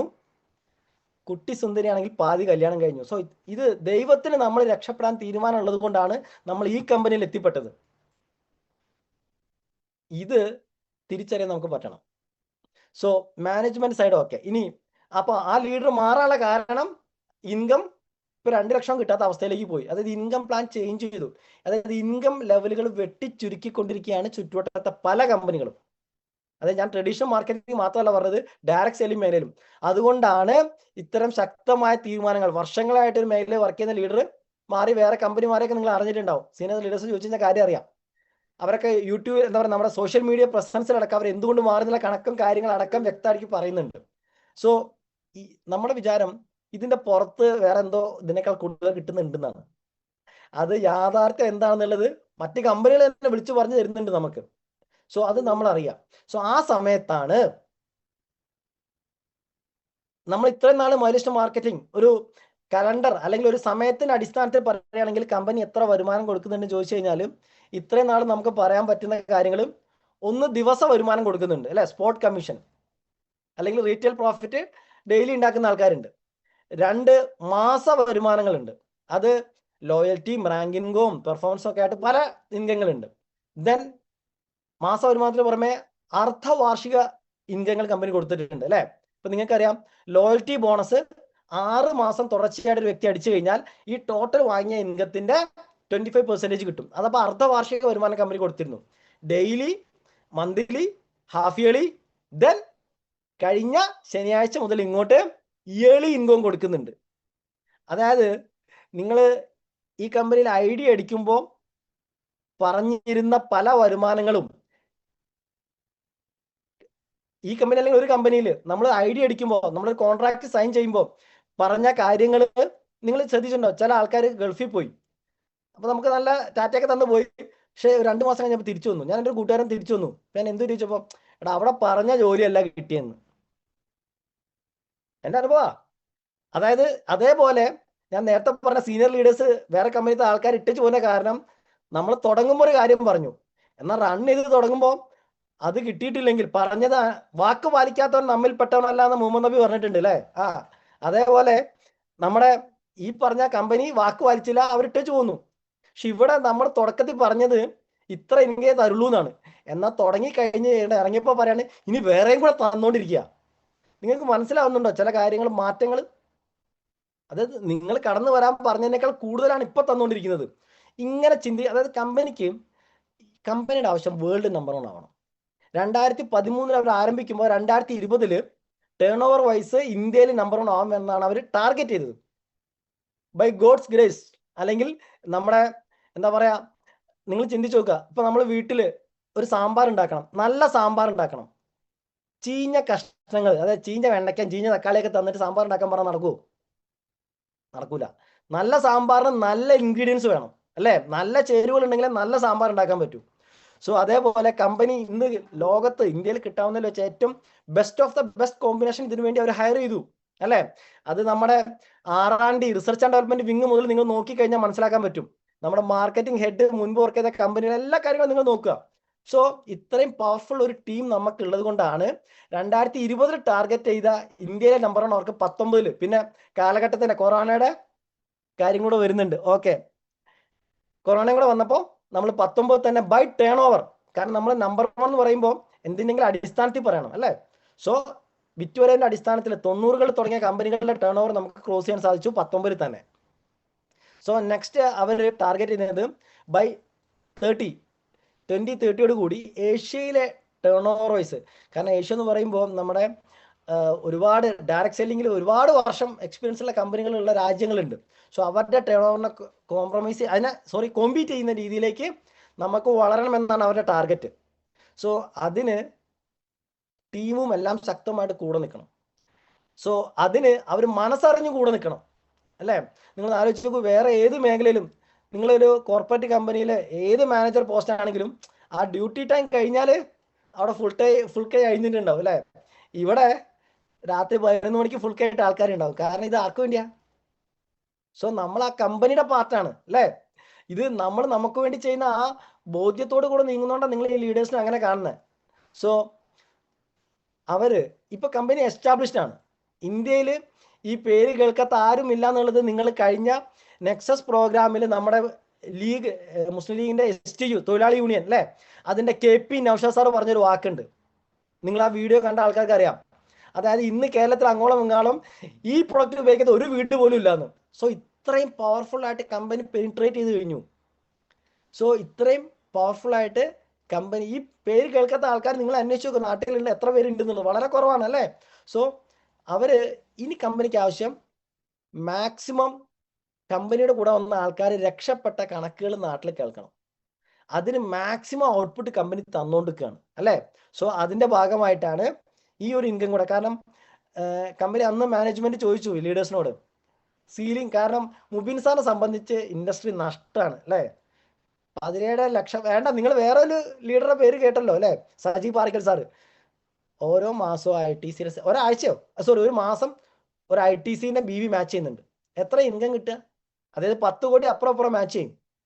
1,20,00,000 ഇൻകം കിട്ടേണ്ട സ്ഥാനത്ത് ആ കൂടെ കിട്ടുന്ന എത്രയാ? 8,40,000. കാരണം സീലിംഗ് ഉണ്ട്. അല്ലേ? സോ അവരെ സംബന്ധിച്ച് ഇൻഡസ്ട്രി ലോസ് ആണ്. ഞാൻ പറയണത് തുടക്കക്കാർക്ക് മനസ്സിലാവുമെന്ന് അറിയില്ല. അത് ലീഡേഴ്സോട് നിങ്ങൾ സംസാരിച്ച് എല്ലാവർക്കും മനസ്സിലാവും, പറഞ്ഞു തരും അവർ. സോ അവര് ഇൻകം കൂടുതൽ കിട്ടിയാൽ കൊള്ളാമെന്ന ആശയം അറിയിച്ചപ്പോൾ മാനേജ്മെന്റ് പറഞ്ഞു അങ്ങനെയാണെങ്കിൽ 4/10 ആക്കാം. 4 ലെഗിലും നമ്മുടെ ഹൈബ്രിഡ് പ്ലാൻ ഓപ്പറേറ്റ് ചെയ്യുകയാണെങ്കിൽ 2/10 എന്നുള്ള 4/10 ആക്കാന്ന് പറഞ്ഞു. പക്ഷെ ലീഡേഴ്സുമായിട്ട് എല്ലാവരും കൂടി ചർച്ച ചെയ്തപ്പോൾ പറഞ്ഞു അതിനേക്കാൾ better ZTC to NTC, ZTC to NTC റാങ്കിൽ. കാരണം സ്ട്രഗ്ലിംഗ് പീരീഡ് കൂടുതലുള്ള ആ ഒരു കാലഘട്ടത്തിൽ വീണ്ടും റിട്ടേൺസ് തരികയാണ്. അത് ശരിക്കും നമ്മുടെ ഇപ്പോൾ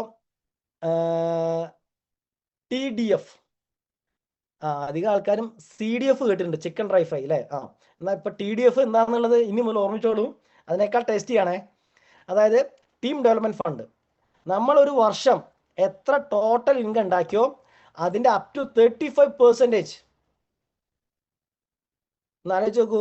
ഈ ഇൻഡസ്ട്രിയിൽ 10 ലക്ഷമൊക്കെ ആനുവലി ഉണ്ടാക്കുന്ന ആൾക്കാർ ഇഷ്ടംമാതിരിയാണ്.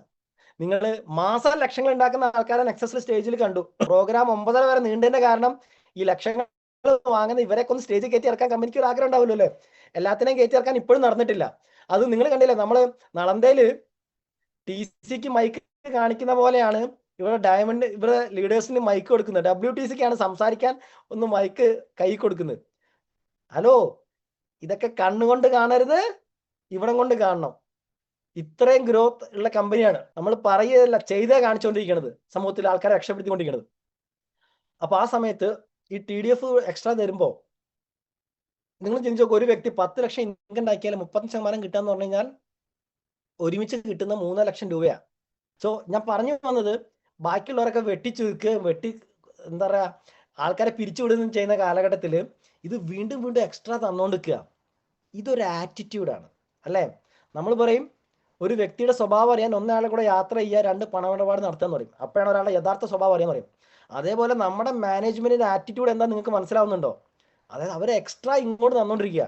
സോ എവിടെ വേണം നമ്മുടെ ജീവിതം, നമ്മുടെ കരിയർ എവിടെ സെറ്റ് ചെയ്യണം എന്നുള്ളത് തീരുമാനം എടുക്കേണ്ടത് അവനവനാണ് അല്ലേ? പ്രതികൂല സാഹചര്യങ്ങളാണ് ഒരാൾ തിരിച്ചറിയെന്ന് പറയും. ഇവിടെ പ്രതികൂല സാഹചര്യങ്ങളിൽ കമ്പനിയുടെ എന്താണ് ആക്ഷൻ എന്നുള്ളത് നമ്മുടെ മുന്നിൽ കമ്പനി തെളിയിച്ചുകൊണ്ടേ ഇരിക്കുകയാണ്. ഇത് മനസ്സിലാക്കാൻ പറ്റിയവന് ജീവിതത്തിൽ ബെസ്റ്റ് ഓഫ് ദ ബെസ്റ്റ് അവൻ്റെ ഫാമിലിക്ക് കൊടുക്കാൻ പറ്റും. കാരണം ഈ ഇൻഡസ്ട്രി ഞാൻ സെലക്ട് ചെയ്യാനുള്ള ഒരു കാരണത്തിൽ അതായിരുന്നു. കാരണം ഞാനും എംപ്ലോയ്മെന്റ് ലൈഫ് ഞാൻ ജീവിച്ചിട്ടുണ്ട്. ഞാൻ പഠിച്ചത് ടൂർഡ് എഞ്ചിനീയറിംഗ് ആണ്. കൊച്ചിയിലെ ഒരു മൾട്ടിനാഷണൽ കമ്പനി എനിക്ക് ക്യാമ്പസ് സെലക്ഷൻ കിട്ടി. ഞാൻ ക്യാമ്പസ് സെലക്ഷൻ കിട്ടി ജോലി ചെയ്യുന്ന കാലഘട്ടത്തിൽ ഞാൻ അവിടെ വന്ന ഒരു 6 മാസം 1 ഇയർ ഒക്കെ വർക്ക് ചെയ്തപ്പോൾ എനിക്കൊരു കാര്യം മനസ്സിലായി. ഞാൻ വർക്ക് ചെയ്യുന്ന എൻ്റെ ഫ്ലോറിലെ സൂപ്പർവൈസർ ഉണ്ട്, ഏകദേശം 12-15 വർഷത്തോളമായിട്ട് ആ മേഖലയിൽ അവിടെ വർക്ക് ചെയ്യുന്ന എംപ്ലോയി ആണ്. അദ്ദേഹം അടക്കം ഒരു 20-ാം തീയതി ഒക്കെ ആകുമ്പോഴേക്കും കൈ ഇങ്ങനെ കാണിക്കും. അവിടുത്തെ ഞാൻ കൊച്ചിയിലാണ് വർക്ക് ചെയ്തത്, അവിടുത്തെ സീനിയർ ചില സ്റ്റാഫുകളുണ്ട്. ഇത് അദ്ദേഹത്തിൻ്റെ എൻ്റെ സൂപ്പർവൈസറേക്കാൾ പറയുമ്പോൾ പോസ്റ്റ് താഴെയാണെങ്കിലും കൊച്ചിയിലെ ചില എന്താ പറയുക എസ്റ്റേറ്റ് മുതലാളിമാരുടെ മക്കളൊക്കെ അവിടെ ജോലി ചെയ്യുന്നുണ്ട്, പേരിന് വേണ്ടി ചെയ്യുന്ന ആൾക്കാരുണ്ട്. എൻ്റെ സൂപ്പർവൈസർ ഒരു 20-ാം തീയതി 21 ആകുമ്പോഴേക്കും പോയിട്ട് നമ്മുടെ കേരളത്തിൽ ഇപ്പോൾ ചില പുതിയ നല്ല ടെക്നിക്കൽ വേർഡ്സ് ഒക്കെ ഉണ്ട്, അഡ്ജസ്റ്റ്മെന്റ് എന്നൊക്കെ പറയാം, മലയാളത്തിൽ ഇറക്കുക എന്ന് ഞാൻ പറയും. 20-ാം തീയതി കഴിഞ്ഞാൽ കൈ മലർന്നിരിക്കുക, അഡ്ജസ്റ്റ്മെന്റ് എന്താ പറയാ, മലയാളത്തിലുള്ള വാക്ക് ഞാൻ പറഞ്ഞു. ഇതാണ് സംഭവം. അപ്പൊ 15 വർഷം സീനിയർ ആയ എൻ്റെ സൂപ്പർവൈസറുടെ ലൈഫ് ഇതാണെങ്കിൽ ഞാനും ആ കമ്പനിയിൽ ഒരു 15 വർഷം കഴിഞ്ഞാൽ എവിടേക്ക് എത്തും എന്നുള്ളത് എനിക്കൊരു ഏകദേശ പിക്ചർ കിട്ടി. അതായത് നമ്മൾ ഭാവി അറിയാൻ എന്താ മാർഗം ചോദിച്ചു കഴിഞ്ഞാൽ പലരും പല വഴിയും പറയും അല്ലേ? എന്താ പറയാ, കൈ നോക്ക, തത്തേനെ കൊണ്ട് പറയിപ്പിക്കുക. എന്നാൽ ഞാൻ പറയാം അതിൻ്റെ ഒന്നും ആവശ്യമില്ല. ചെറിയൊരു കഷ്ണം പേപ്പറും പേന എടുക്കുക, ഒരു വ്യക്തിയുടെ ഇപ്പൊ കിട്ടുന്ന മാസ വരുമാനം അങ്ങോട്ട് ആ പേപ്പറിൽ എഴുതുക, ഇൻറ്റു 12 നിട്ട് കഴിഞ്ഞാൽ ഒരു വർഷം എത്ര ഉണ്ടാക്കാൻ പറ്റുന്ന കാണും. ഇനി ഇൻറ്റു എക്സ്പെക്റ്റഡ് ലൈഫ് കാൽക്കുലേഷൻ, അതായത് ഇപ്പോൾ എത്ര വർഷം ഏകദേശം ജോലി ചെയ്യാൻ പറ്റുന്നുള്ളൊരു ഏകദേശ കാൽക്കുലേഷൻ അദ്ദേഹത്തിൻ്റെ കയ്യിലും നമ്മുടെ കയ്യിലുണ്ടാവും. അതും കൊണ്ടൊന്ന് ഗുണിക്കുക. അപ്പോൾ ഒരു കാര്യം മനസ്സിലാവും അദ്ദേഹത്തിന് ടോട്ടൽ കിട്ടാൻ പോകുന്ന എത്രയാന്നുള്ളത്. ഹലോ, കേൾക്കുന്നുണ്ട് എന്ന് വിചാരിക്കുന്നു. Okay, ready. അതായത് ഭാവി അറിയാൻ വലിയ ബുദ്ധിമുട്ടൊന്നുമില്ല അല്ലേ? ഇത് കാൽക്കുലേറ്റ് ചെയ്താൽ ഏകദേശ പിക്ചർ കിട്ടും. ഞാൻ വേറെ വഴി പറഞ്ഞുതരാം. ഇപ്പോൾ നമ്മൾ ഭാവിയിൽ എന്തായി തീരുന്ന അറിയാൻ ഇപ്പൊ നമ്മൾ ചെയ്യുന്ന മേഖലയിൽ ഇപ്പൊ എക്സാമ്പിൾ ഞാനിപ്പോ ഒരു എന്താ പറയാ എക്സാമ്പിൾ ഒരു ഓട്ടോ ഡ്രൈവറാണ്. ഞാൻ ഭാവിയിൽ എവിടെ എത്തുന്ന അറിയാൻ ഈ പറഞ്ഞ റോക്കറ്റ് കാര്യങ്ങളിലൊന്നും പിന്നാലെ പോകണ്ട.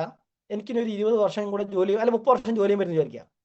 30 വർഷം എൻ്റെ മേഖലയിൽ ജോലി ചെയ്ത വേറെ ആളുടെ ജീവിതം ഞാനൊന്ന് സമൂഹത്തിൽ പോയി പഠിച്ചാൽ മതി.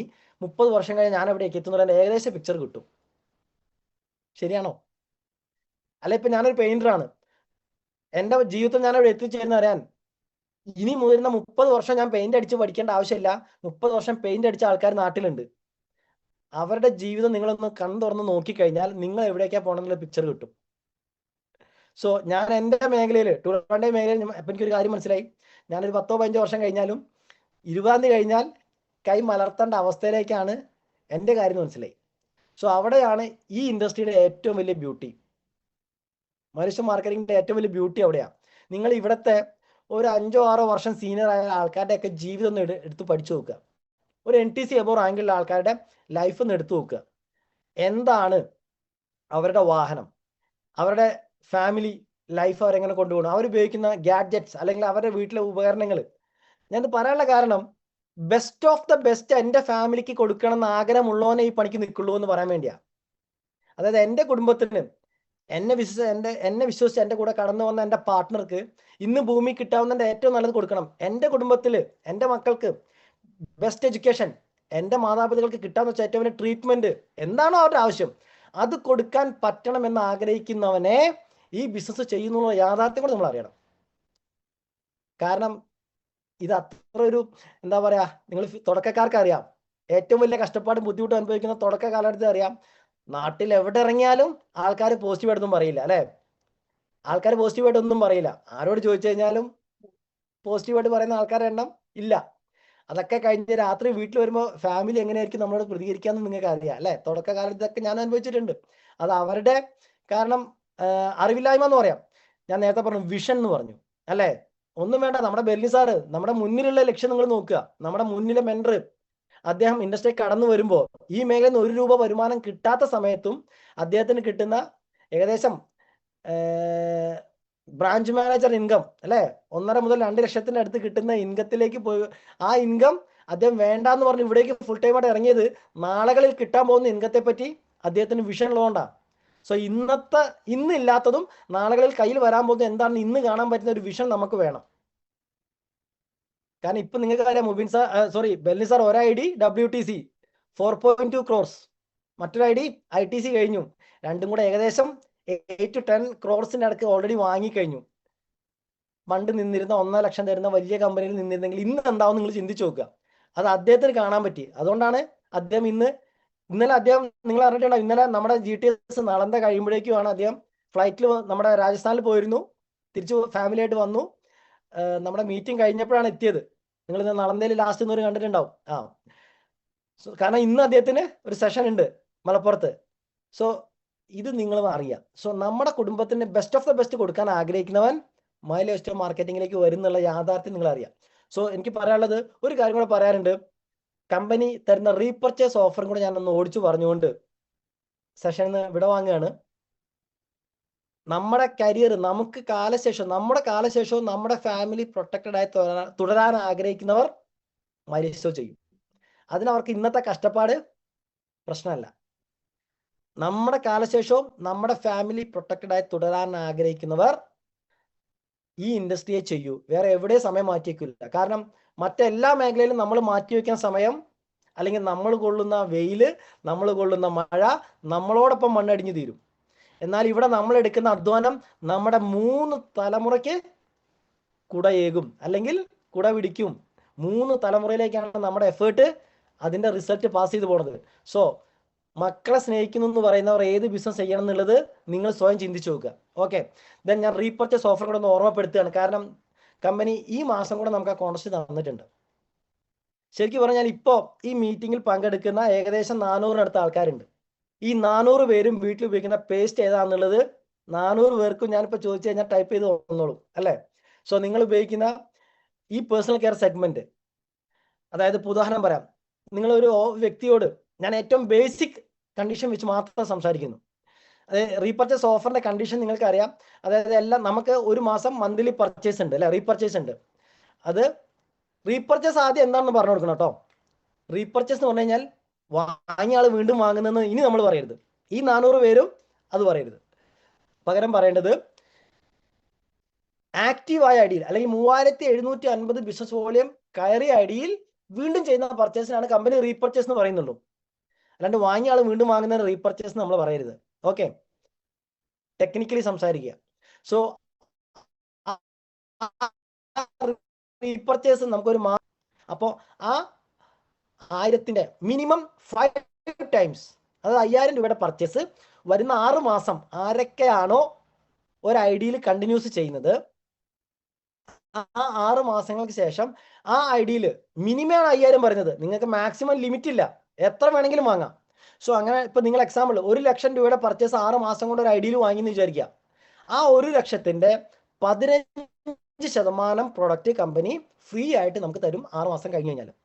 അതായത് 15000 രൂപയുടെ പ്രൊഡക്റ്റ് കമ്പനി ഫ്രീ തരും കറക്റ്റ് 6 മാസം നിങ്ങൾ റൺ ചെയ്താൽ. സോ ഈ ഓഫർ നമുക്ക് ഈ മാസം സ്റ്റാർട്ട് ചെയ്യുന്ന വ്യക്തിക്ക് പോലും അത് ചെയ്യാം, റീപർച്ചേസിലായിരിക്കണം എന്ന് മാത്രം. ഇത് ചെക്ക് ചെയ്യേണ്ട സ്ഥലം കൂടെ ഞാനൊന്ന് പറഞ്ഞുതരാം. നമ്മൾ ആപ്ലിക്കേഷനല്ല, ശ്രദ്ധിച്ച് കേൾക്കണം, ആപ്ലിക്കേഷനിലല്ല, വെബ്സൈറ്റ് വഴി നമ്മുടെ ഐഡിയും പാസ്വേഡും അടിച്ച് കയറുക. ഗൂഗിൾ ക്രോം വഴി നമ്മുടെ ഐഡിയും പാസ്വേഡും അടിച്ച് കയറിയിട്ട് നമ്മുടെ MI ജീനിയോളജിയിൽ കയറി കഴിഞ്ഞാൽ MI ജീനിയോളജിയിലെ ഏറ്റവും അടിയിൽ റീപർച്ചേസ് കോൺടെസ്റ്റ് ഫേസ് 6 എന്ന് എഴുതിയിട്ടുണ്ട്. അവിടെ ക്ലിക്ക് ചെയ്ത് കഴിഞ്ഞാൽ നിങ്ങൾ ഓരോ മാസവും എത്ര വാങ്ങി, ഇനി എത്ര വാങ്ങാൻ കുറവുണ്ടെന്നുള്ളതൊക്കെ കമ്പനി കാണിച്ചു തരും. ലൊക്കേഷൻ മറന്നു പോകണ്ട.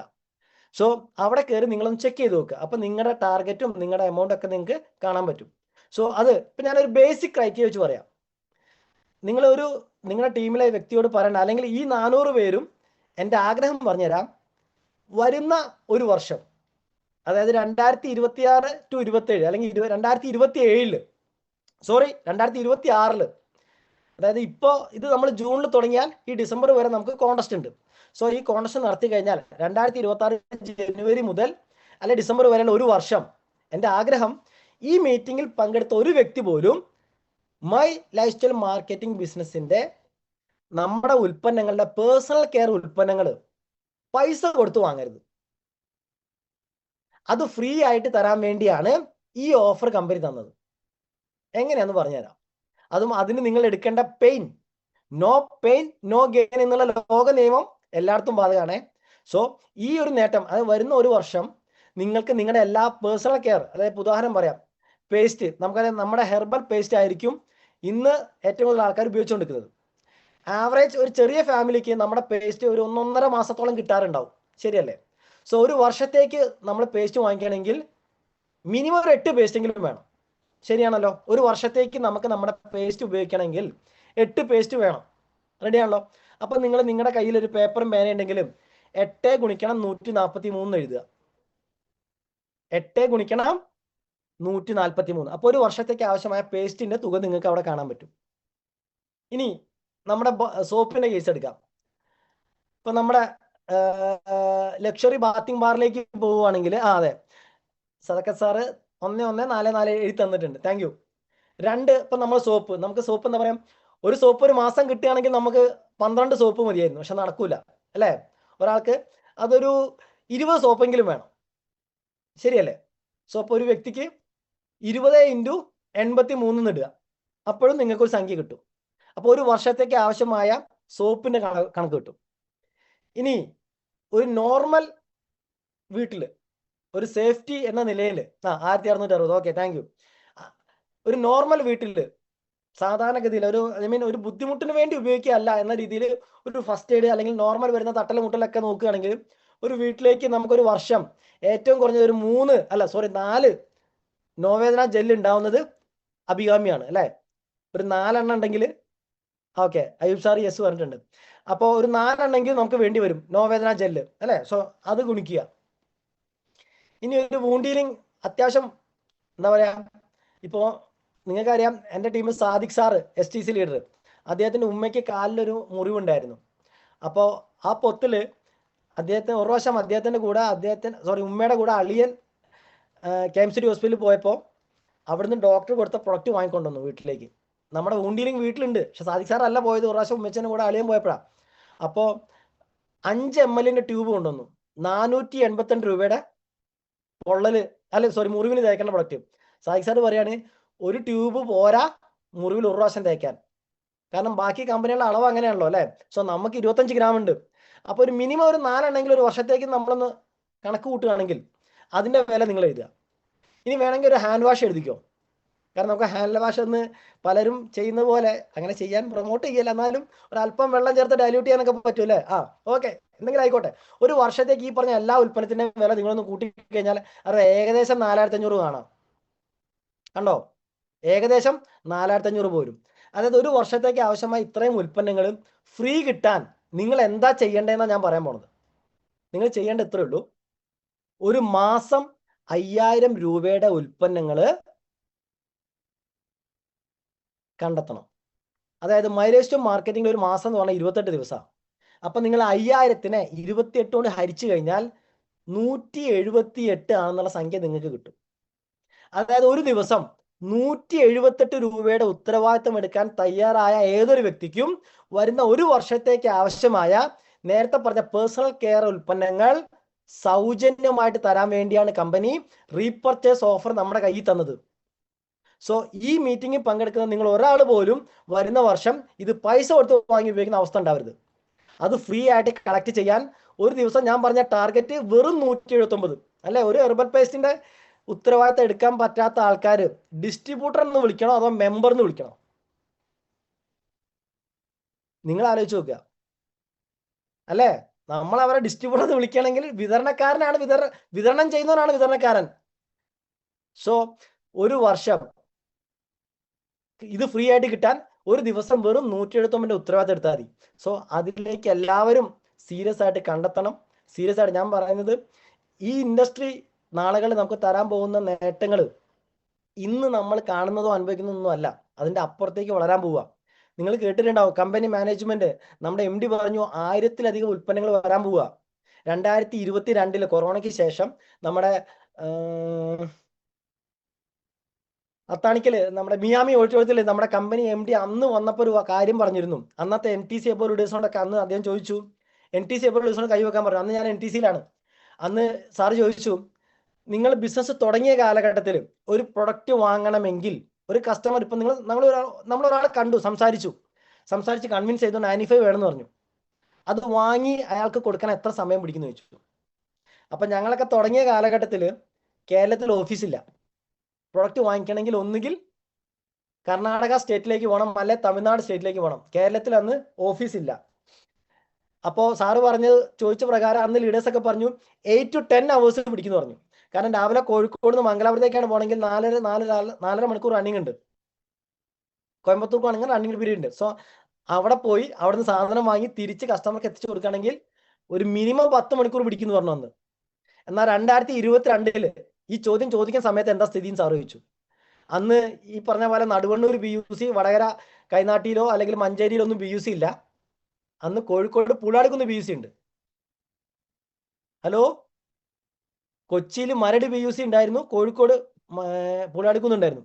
സോ കോഴിക്കോട് BUC ഉള്ള സമയത്ത് ഈ ചോദ്യം ചോദിച്ചു കഴിഞ്ഞാൽ 1.5 മണിക്കൂർ കൊണ്ട് കസ്റ്റമർക്ക് പ്രൊഡക്റ്റ് ഡെലിവറി ടൈം, അതായത് 10 മണിക്കൂറിന് മുകളിൽ എടുത്തിരിക്കുന്ന ഡെലിവറി ടൈം 1.5 മണിക്കൂറിലേക്ക് അവർക്ക് ഷോർട്ടൻ ചെയ്യാൻ പറ്റും. ഇത് യാഥാർത്ഥ്യമാണോ എന്ന് അദ്ദേഹം ചോദിച്ചു. അപ്പം അന്ന് എല്ലാവർക്കും അത് യാഥാർത്ഥ്യമാണ്. സോ അദ്ദേഹം പറഞ്ഞു, സോ ബിലീവ് മീ, അദ്ദേഹം പറഞ്ഞ വാക്ക് അദ്ദേഹം ഇങ്ങനെ തന്നെ പറഞ്ഞത്, നിങ്ങൾ എന്നെ വിശ്വസിക്കൂ, എൻ്റെ കമ്പനിയിൽ വിശ്വസിക്കൂ, നിങ്ങളുടെ പ്രൊഡക്റ്റ് ഡെലിവറി ടൈം 10 to 15 മിനിറ്റ്സിലേക്ക് ഞാൻ കുറയ്ക്കാൻ പോവാന്ന്. അതിന് വേണ്ടത് ഏകദേശം 3000-ഓളം ഔട്ട്ലെറ്റ് സൗത്ത് ഇന്ത്യയിൽ മാത്രം അവർ ഓപ്പൺ ചെയ്താണ് അന്ന് പറഞ്ഞത്. ഇന്ന് കേരളത്തിൽ മാത്രം 30ഓളം ഔട്ട്ലെറ്റ് ഉണ്ട്. ഹലോ, നിങ്ങൾ നമ്മുടെ കമ്പനി വളർന്നുകൊണ്ടിരിക്കുന്നത് നമ്മൾ കാണണം. സോ ഈ 3000-ഓളം ഔട്ട്ലെറ്റ് വരുമ്പോൾ അതിൻ്റെ അർത്ഥം 5 to 10 മിനിറ്റ്സ് അല്ല 10 to 15 മിനിറ്റ്സ് ട്രാവൽ ചെയ്യുന്ന പറയുമ്പോൾ നമ്മുടെ പഞ്ചായത്തിൽ ഒരു ഔട്ട്ലെറ്റ് വരും. അവിടെ ആയിരക്കണക്കിന് പ്രൊഡക്ട്സ്. ഇന്ന് പക്ഷെ പല കമ്പനികളും നമ്മളോട് ചോദിക്കും, നിങ്ങളുടെ കയ്യിൽ അതുണ്ടോ ഇതുണ്ടോ എന്നല്ലേ. അവൻ പറയണൊക്കെ ഇവിടെ വരും. അന്ന് നമ്മുടെ ടീമിൽ ഉള്ള ആൾക്കാർ അവിടെ പോയി സാധനം വാങ്ങും. നിങ്ങൾ അറിയില്ല എവിടുന്ന് എന്താ വാങ്ങിയെന്നുള്ളത്. സോ ടീം ഉണ്ടാക്കിയിട്ടുണ്ടതിൻ്റെ ലക്ഷ്യബോധത്തോടു കൂടി വേണം ഈ മേഖലയെ സമീപിക്കാൻ. ഞാൻ പറഞ്ഞില്ലേ, ഞാനും എൻ്റെ വൈഫും കൂടെ 1.25 ലക്ഷം രൂപയുടെ പ്രൊഡക്റ്റ്, ഏകദേശം 8ഓളം ബോക്സുകൾ കോയമ്പത്തൂരിൽ നിന്ന് ട്രെയിനിന് കൊണ്ടുവന്ന് കോഴിക്കോട് ഇറങ്ങി സാധനം കൊടുത്തൊരു കാലഘട്ടം ഉണ്ടായിരുന്നു. അതായത് എൻ്റെ ടീമിലേക്കുള്ള മൊത്തം പ്രൊഡക്റ്റ് വിറ്റ് പോകുന്നത് എന്നിലൂടെ ആ ഒരു കാലഘട്ടം ഉണ്ടായിരുന്നു. ഇന്ന് എൻ്റെ ടീമുള്ള ആരൊക്കെ എവിടുന്നൊക്കെ ഏതൊക്കെ ഓഫീസിൽ നിന്ന് വാങ്ങുന്നത് എനിക്കറിയില്ല. ഇൻകം മാത്രമാണ് ഞാനിപ്പോൾ അറിയുന്നത്. മനസ്സിലാവുന്നുണ്ടോ? അതായത് ഇങ്ങനത്തെ ഒരു അവസ്ഥ ഇവിടെ ഇരിക്കുന്ന എനിക്ക് മാത്രമേ ഉള്ളൂ. ഈ അവസ്ഥ എനിക്ക് മാത്രമേ ഉള്ളൂ എന്ന് നിങ്ങൾക്ക് എല്ലാവർക്കും ഉണ്ട് അല്ലേ? സോ നിങ്ങൾക്ക് എല്ലാവർക്കും ഉള്ള അവസ്ഥയാണിത്. ഇത് അനുഭവിക്കണമെങ്കിൽ, ആസ്വദിക്കണമെങ്കിൽ ഇപ്പൊ നിങ്ങൾ ഇതിന്റെ കൂടെ നിൽക്കണം അല്ലേ? സോ ഒരു വലിയ ടീം നാളെ നിങ്ങൾക്ക് ഇപ്പൊ ബെന്നി സാർ ഞാൻ പറഞ്ഞില്ലേ, അദ്ദേഹം അന്ന് 1.5 ലക്ഷത്തിന്റെ സാലറി വലിച്ചെറിഞ്ഞ് ഒന്നും കിട്ടുന്നില്ല ആ മേഖലയിൽ തുടക്കത്തില്. ആ മേഖലയ്ക്ക് വന്നുകൊണ്ട് ഇപ്പോ ഓൾറെഡി 8 to 10 crores വാങ്ങിക്കഴിഞ്ഞു. അതായത് സാധാരണക്കാരന്റെ ഒരു 4-5 തലമുറ കടന്നുപോയാൽ കിട്ടാത്ത ഇൻകം അദ്ദേഹം ഓൾറെഡി വാങ്ങിക്കഴിഞ്ഞു. ഇനി വാങ്ങുന്നതപ്പോ നമ്മുടെ ബുദ്ധി വേറെ ആർക്കും അടിയറ വെക്കരുത്. നമ്മൾ സ്വയം ചിന്തിച്ചു നോക്കുക ഞാൻ പറയുന്ന കാര്യങ്ങൾ. ഓക്കെ, സോ ഏതായാലും ദീർഘിപ്പിക്കുന്നില്ല. സോ എല്ലാ കാര്യങ്ങളും ഓക്കെയാണ്. Government side okay, company side okay, team wise ആണെങ്കിൽ നമ്മുടെ ഇപ്പൊ മീറ്റിംഗിലുണ്ട് നമ്മുടെ എല്ലാ പവർഫുൾ ലീഡേഴ്സ്. അതൊന്ന് ആലോചിച്ച് നോക്കൂ. നമ്മുടെ ഉമ്മർ സാറിന്റെ മകൻ ഇപ്പൊ ഞാൻ സദക്കത്തുള്ളനെ കണ്ടോണ്ട് പറയാം, അതായത് മക്കളെ എല്ലാവരും അടുത്ത മേഖലയിലേക്ക് കൊണ്ടുവന്നുകൊണ്ടിരിക്കുക. എന്നാൽ ഇന്ന് കർഷകശ്രീ അവാർഡ് കിട്ടിയ കർഷകൻ പോലും മക്കളെ കൃഷിക്ക് വിടുവോ? ഒന്ന് ചിന്തിച്ചു നോക്കൂ. ഇവിടെ എന്തുകൊണ്ടാണ് ബെസ്റ്റ് ഓഫ് ദ ബെസ്റ്റ് അടുത്ത തലമുറയ്ക്ക് കിട്ടാൻ വേണ്ടിയാണ് എല്ലാവരും ഫോക്കസ് ചെയ്യുന്നത്. സോ ടീം വൈസ് ഇത്രയും പവർഫുൾ ലീഡേഴ്സ് ആണ് നമ്മുടെ കൂടെ ഉള്ളത്. ഞാൻ എല്ലാവരുടെയും പേര് പറയുന്നില്ല, നിങ്ങൾ വീഡിയോ നോക്കിയാൽ കാണാം അല്ലേ? സോ ഇത്രയും പവർഫുൾ ലീഡേഴ്സ് ഉള്ള ടീമിൽ, ഇത്രയും വലിയ മെന്റേഴ്സും ട്രെയിനേഴ്സും ഉള്ള ടീമിൽ നമ്മൾ എത്തിപ്പെട്ടിട്ടുണ്ട്. സോ ഈ മേഖലയിൽ വിജയിക്കണമെങ്കിൽ ഒരുപാട് കാരണങ്ങളുണ്ട്. അതില് ബാഹ്യ കാരണങ്ങളെല്ലാം 100ക്ക് 100 ഓക്കെയാണ്. അതായത് കമ്പനി ഓക്കെ, മാനേജ്മെന്റ് ഓക്കെ, നമ്മുടെ ടീമും ഓക്കെ, എല്ലാം ഓക്കെ. ഇനി ഇത് സക്സസ് ആവാനുള്ള ഒരു മെയിൻ പാർട്ടാണ് ആന്തരിക കാരണങ്ങൾ അല്ലേ? അത് ആര് ചെയ്യണം? മുസ്തഫ സാർ ചിരിക്കുന്നുണ്ട്. സദക്കത്തുള്ള സാർ ചിരിക്കുന്നത് ഞാൻ കാണുന്നുണ്ട്. ചെറൂർ സാറെ കാണുന്നുണ്ട്. ഞാൻ എല്ലാവരെയും കാണുന്ന എൻ്റെ സ്ക്രീനിൽ കാണുന്നവരുടെ പേരെ പറഞ്ഞുള്ളൂ കേട്ടോ. അവനവന്റെ പാർട്ടുണ്ട്. നിങ്ങള് നമ്മുടെ വിവേകാനന്ദൻ പറഞ്ഞിട്ടുണ്ട്, നിങ്ങള് മുഹമ്മദ് നബിയിൽ വിശ്വസിച്ചാലും ഈസാ നബി ഏതിൽ വിശ്വസിച്ചാലും ശ്രീകൃഷ്ണൻ വിശ്വസിച്ചാലും നിങ്ങളുടെ വിശ്വാസം ഇല്ലെങ്കിൽ ഒരു കാര്യമില്ലാന്ന് ആദ്യം പറഞ്ഞ. സോ ഇതേപോലെ ഇതൊക്കെ ഓക്കെയാണ്. ഇത് ഉപയോഗിക്കാൻ നമ്മളൊന്ന് സ്റ്റേൺ ആയിട്ട് നിന്നാ മതി. ഈ കൂട്ടായ്മയുടെ കൂടെ നിന്നാ മതി. നിങ്ങളും ഇപ്പൊ നിങ്ങൾ പല ചെറുട് സാറ് വിട്ട പോലെ ആ ലവ് വട്ടം പൊന്തി പോകുന്ന പോലെ നിങ്ങളും ജീവിതത്തിൽ പൊന്തിക്കോളും. ഈ കൂട്ടായ്മയുടെ കൂടെ നിൽക്കണം. അതില് ഒരു വിട്ടുവീഴ്ചയില്ല. കാരണം ഇവിടെ എല്ലാവരും വിജയിക്കാൻ വന്നൊരു മേഖലയാണ്. സോ ഈ ബാഹ്യ കാരണങ്ങൾ ഓക്കെയാണ്. ഇനി നമ്മുടെ സൈഡും കൂടെ ഓക്കെ ആവാനുണ്ട്. അത് വേഗം ഓക്കെ ആവുന്ന ഒരുപാട് പ്രോഗ്രാം അല്ലേ? നമ്മൾ എന്തൊക്കെ ചെയ്യണം, എങ്ങനെ ചിന്തിക്കണം എല്ലാം ലീഡേഴ്സ് പറഞ്ഞു തരുന്നുണ്ട്. ഒന്ന് ആലോചിച്ച് നോക്കൂ. ശരിക്കും നമ്മുടെ അപ്ലൈ എന്ന് പറഞ്ഞു കഴിഞ്ഞാൽ നമ്മുടെ പ്രപഞ്ച സൃഷ്ടി നമുക്ക് രക്ഷപ്പെടാൻ തീരുമാനമുള്ളതുകൊണ്ടാണ് നമ്മളെ ഈ മേഖലയിലേക്ക് എത്തിച്ചെന്ന് പറഞ്ഞു. അത് എത്തിച്ചു തരാൻ പടച്ചോൻ തീരുമാനിച്ച ആളാണ് നമ്മുടെ അപ്ലൈൻ. അദ്ദേഹത്തെ എപ്പോഴും നമ്മൾ സ്നേഹത്തോടെ ബഹുമാനത്തോടെ ഒന്ന് സ്മരിക്കുക അല്ലേ? സോ അദ്ദേഹം നമുക്ക് വഴി കാട്ടി തന്നിട്ടുണ്ട്. ഇനി ഇവിടെ ഫീൽഡിൽ പ്രവർത്തിക്കാനുള്ള ആൾക്കാർ നമ്മളാണ്. നമ്മൾ മാക്സിമം ആൾക്കാരോട് ഞാൻ പറയുന്നു, നമ്മുടെ TDF ടീം ഡെവലപ്മെന്റ് ഫണ്ട് ആയിക്കോട്ടെ, പെർഫോമൻസ് ബോണസ് ആയിക്കോട്ടെ, ലോയൽറ്റി ബോണസ് ആയിക്കോട്ടെ, വീക്ക്ലി ഇൻകം ആയിക്കോട്ടെ, റീറ്റെയിൽ പ്രോഫിറ്റ് ഒക്കെ ആയിക്കോട്ടെ, ഇതെന്തും നമുക്ക് തരാൻ കാരണമാവുന്നത് ഇത് നിങ്ങൾ മറന്നു പോകണ്ട. ഈ ആഴ്ച നിങ്ങൾ എത്ര പേരെ കണ്ടു, എത്ര പേരോട് ഈ ആശയം സംസാരിച്ചു, എത്ര പേരോട് ഈ ഉൽപ്പന്നങ്ങളെ പറ്റി സംസാരിച്ചു, എത്ര പേരെ കൊണ്ട് നിങ്ങളൊരു തീരുമാനം എടുപ്പിച്ചു, എത്ര പേരെ കൊണ്ട് നിങ്ങൾ വാങ്ങിപ്പിച്ചു, ഈ ഘടകമാണ് നിങ്ങളുടെ എല്ലാ നേട്ടങ്ങളെ അടിസ്ഥാനം എന്നുള്ളത് മറന്നു പോകരുത്. ഒരിക്കൽ കൂടെ പറയുന്നു, ഈ ആഴ്ച നിങ്ങൾ എത്ര പേരെ നേരിട്ട് കണ്ടു, എത്ര പേരോട് ഈ ആശയം സംസാരിച്ചു, എത്ര പേരോട് ഈ പ്രൊഡക്റ്റുകൾ സംസാരിച്ചു, എത്ര പേരെ കൊണ്ട് ഈ തീരുമാനം എടുപ്പിച്ചു. അതായത് അവർ നിലവിൽ വാങ്ങുന്ന ഉൽപ്പന്നത്തിൽ നിന്നും നമ്മുടെ ഉൽപ്പന്നത്തിലേക്ക് മാറ്റിക്കാനുള്ള തീരുമാനം നിങ്ങൾ എത്ര പേരെ കൊണ്ട് എടുപ്പിച്ചു, എത്ര പേരെ കൊണ്ട് അതിൽ നിങ്ങൾ വാങ്ങിപ്പിച്ചു എന്നുള്ളതാണ് നിങ്ങളുടെ ഈ ആഴ്ചയിലെ ഇൻകം ആയിട്ട് മാറുന്നത്, ഈ മാസത്തെ ഇൻകം ആയിട്ട് മാറുന്നത്, ഈ അർദ്ധവാർഷിക ഇൻകമായി മാറുന്നത്, ഈ വർഷത്തെ ഇൻകമായിട്ട് മാറുന്നത്. ഈ പരിപാടി നമ്മൾ തന്നെ എടുക്കണം. ഇത് നമ്മളെ കൊണ്ടുവന്ന അപ്ലൈനെ അല്ല എടുക്കേണ്ടത്. എൻ്റെ ബന്ധുവിനോട് ഞാൻ സംസാരിച്ചിരിക്കണം അല്ലേ? ഈ പണിയാണ് നമ്മൾ എടുക്കാനുള്ളത്. ഇവിടെ എല്ലാ ലീഡേഴ്സും പറയുന്ന കഠിനാധ്വാനം എന്താ? ഞാൻ നേരത്തെ പറഞ്ഞ കാര്യമാണ്. ഇത് ചെയ്യാൻ ഒരാളും മറന്നു പോകരുത്. സോ ഈ ആഴ്ച നിങ്ങൾ സ്വയം വിലയിരുത്തുക. ഞാൻ കഴിഞ്ഞ ആഴ്ച എത്ര പേർക്ക് പ്ലാൻ കൊടുത്തിട്ടുണ്ട്, എത്ര പേരെ കൊണ്ട് തീരുമാനം എടുപ്പിച്ചിട്ടുണ്ട്, എത്ര പേർക്ക് സാധനം വിറ്റിട്ടുണ്ട്. ഇതാണ് നമ്മുടെ സക്സസ് ആവാൻ പോണത്. സോ ഇതിൽ ഞാൻ നേരത്തെ പറഞ്ഞ പോലെ ലവ് സൈൻ കയറുന്ന പോലെ നമ്മൾ കയറണമെങ്കിൽ നമ്മൾ എടുക്കേണ്ട എഫേർട്ട് ഇതാ. ലിഫ്റ്റ് കയറി നിന്നിട്ട് വട്ടം ഞെക്കിയാൽ പൊന്തുന്ന പോലെ പൊന്തണമെങ്കിൽ നമ്മുടെ എഫേർട്ട് ഇവിടെ ഉണ്ട് അല്ലേ? ആ എഫേർട്ട് ആരൊക്കെ കൊടുക്കാൻ തയ്യാറാണോ അവരൊക്കെ നാളുകളിൽ ഈ ഇൻഡസ്ട്രിയിൽ വലിയ നേട്ടങ്ങൾ ഉണ്ടാക്കാം. അതിലൊരു തർക്കമില്ല. ഈ ഇൻഡസ്ട്രിയിൽ എഫേർട്ട് എടുത്തിട്ട് രക്ഷപ്പെടാത്ത ഒരാളുകൾ കാണിച്ചു തരുമോ? എടുക്കേണ്ട രീതിയിൽ എഫേർട്ട് എടുത്തിട്ട് ഒരാളും ഇല്ല. എന്റെ വെല്ലുവിളിയാ. കമ്പനി പറയുന്ന പ്രകാരം പ്രവർത്തിച്ചിട്ട് ഇൻകം കിട്ടാത്ത ഒരൊറ്റ ആൾ നിങ്ങൾ കാണിച്ചു തരികയാണെങ്കിൽ എന്റെ കഴിഞ്ഞ മാസത്തെ ഇൻകം നിങ്ങൾക്കാ, അല്ലെങ്കിൽ വരാൻ പോണ മാസത്തെ ഇൻകം നിങ്ങൾക്കാ. കമ്പനി പറഞ്ഞ പ്രകാരം പ്രവർത്തിച്ചിട്ട് ലെഫ്റ്റും റൈറ്റും സെയിൽ എല്ലാം വന്നിട്ട് ഇൻകം കിട്ടാത്ത ഒരാളുണ്ടെങ്കിൽ നിങ്ങൾ പറഞ്ഞ പോലെ, കാരണം കമ്പനി പറഞ്ഞിട്ട് KYC അപ്ഡേറ്റ് ചെയ്യണം, ഇതെല്ലാം ചെയ്തിട്ട് കിട്ടാത്ത ഒരാളുണ്ടോ എന്നാണ് പറയുന്നത്. ഒരാളെയും കാണൂല. അതുകൊണ്ടാണ് നമുക്ക് ISO സർട്ടിഫിക്കേഷൻ കിട്ടിയത്.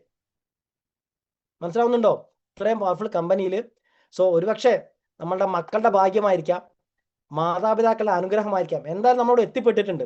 സോ ഇവിടുന്ന് കര കയറാനുള്ള പ്രവൃത്തി സീരിയസ് ആയിട്ട് ചെയ്യുക.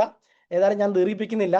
നമ്മളെല്ലാവരും എന്താ പറയാ, വലിയ നേട്ടങ്ങൾ, എല്ലാവരെയും വലിയ റാങ്കുകളിൽ ഒരുമിച്ച് കാണുന്ന ഒരിക്കൽ കൂടെ ആത്മാർത്ഥമായി ആഗ്രഹിച്ചുകൊണ്ട് എന്നെ ഇങ്ങോട്ട് ക്ഷണിച്ച നമ്മുടെ ഷന മാഡത്തിനും നമ്മുടെ അതേപോലെ അദ്ദേഹത്തിന്റെ വാപ്പച്ചി മുസ്തഫ സാറിനൊക്കെ നന്ദി പറഞ്ഞുകൊണ്ട്, ഇവിടെ ഒരുപാട് ലീഡേഴ്സ് ഉണ്ട്. നമ്മുടെ എന്താ പറയുക, ഉമർ സാറ് ഹോസ്റ്റിംഗ് അല്ലേ, എന്താ പറയാ, മൂടുപടത്തിന്റെ ഉള്ളിൽ ഇരുന്നിട്ട് എല്ലാ കാര്യങ്ങളും ഗൈഡ് ചെയ്യുന്ന നമ്മുടെ upcoming continental team coordinator Umar സാറിനും അയ്യൂബ് സാറ്, ചെറൂർ സാറ്, ഞാൻ കുറച്ച് മോൻ കാണുന്നുണ്ട്, സാദിഖ് സാറ്, സദക്കത്തുള്ള സാറിനെ കാണുന്നുണ്ട്.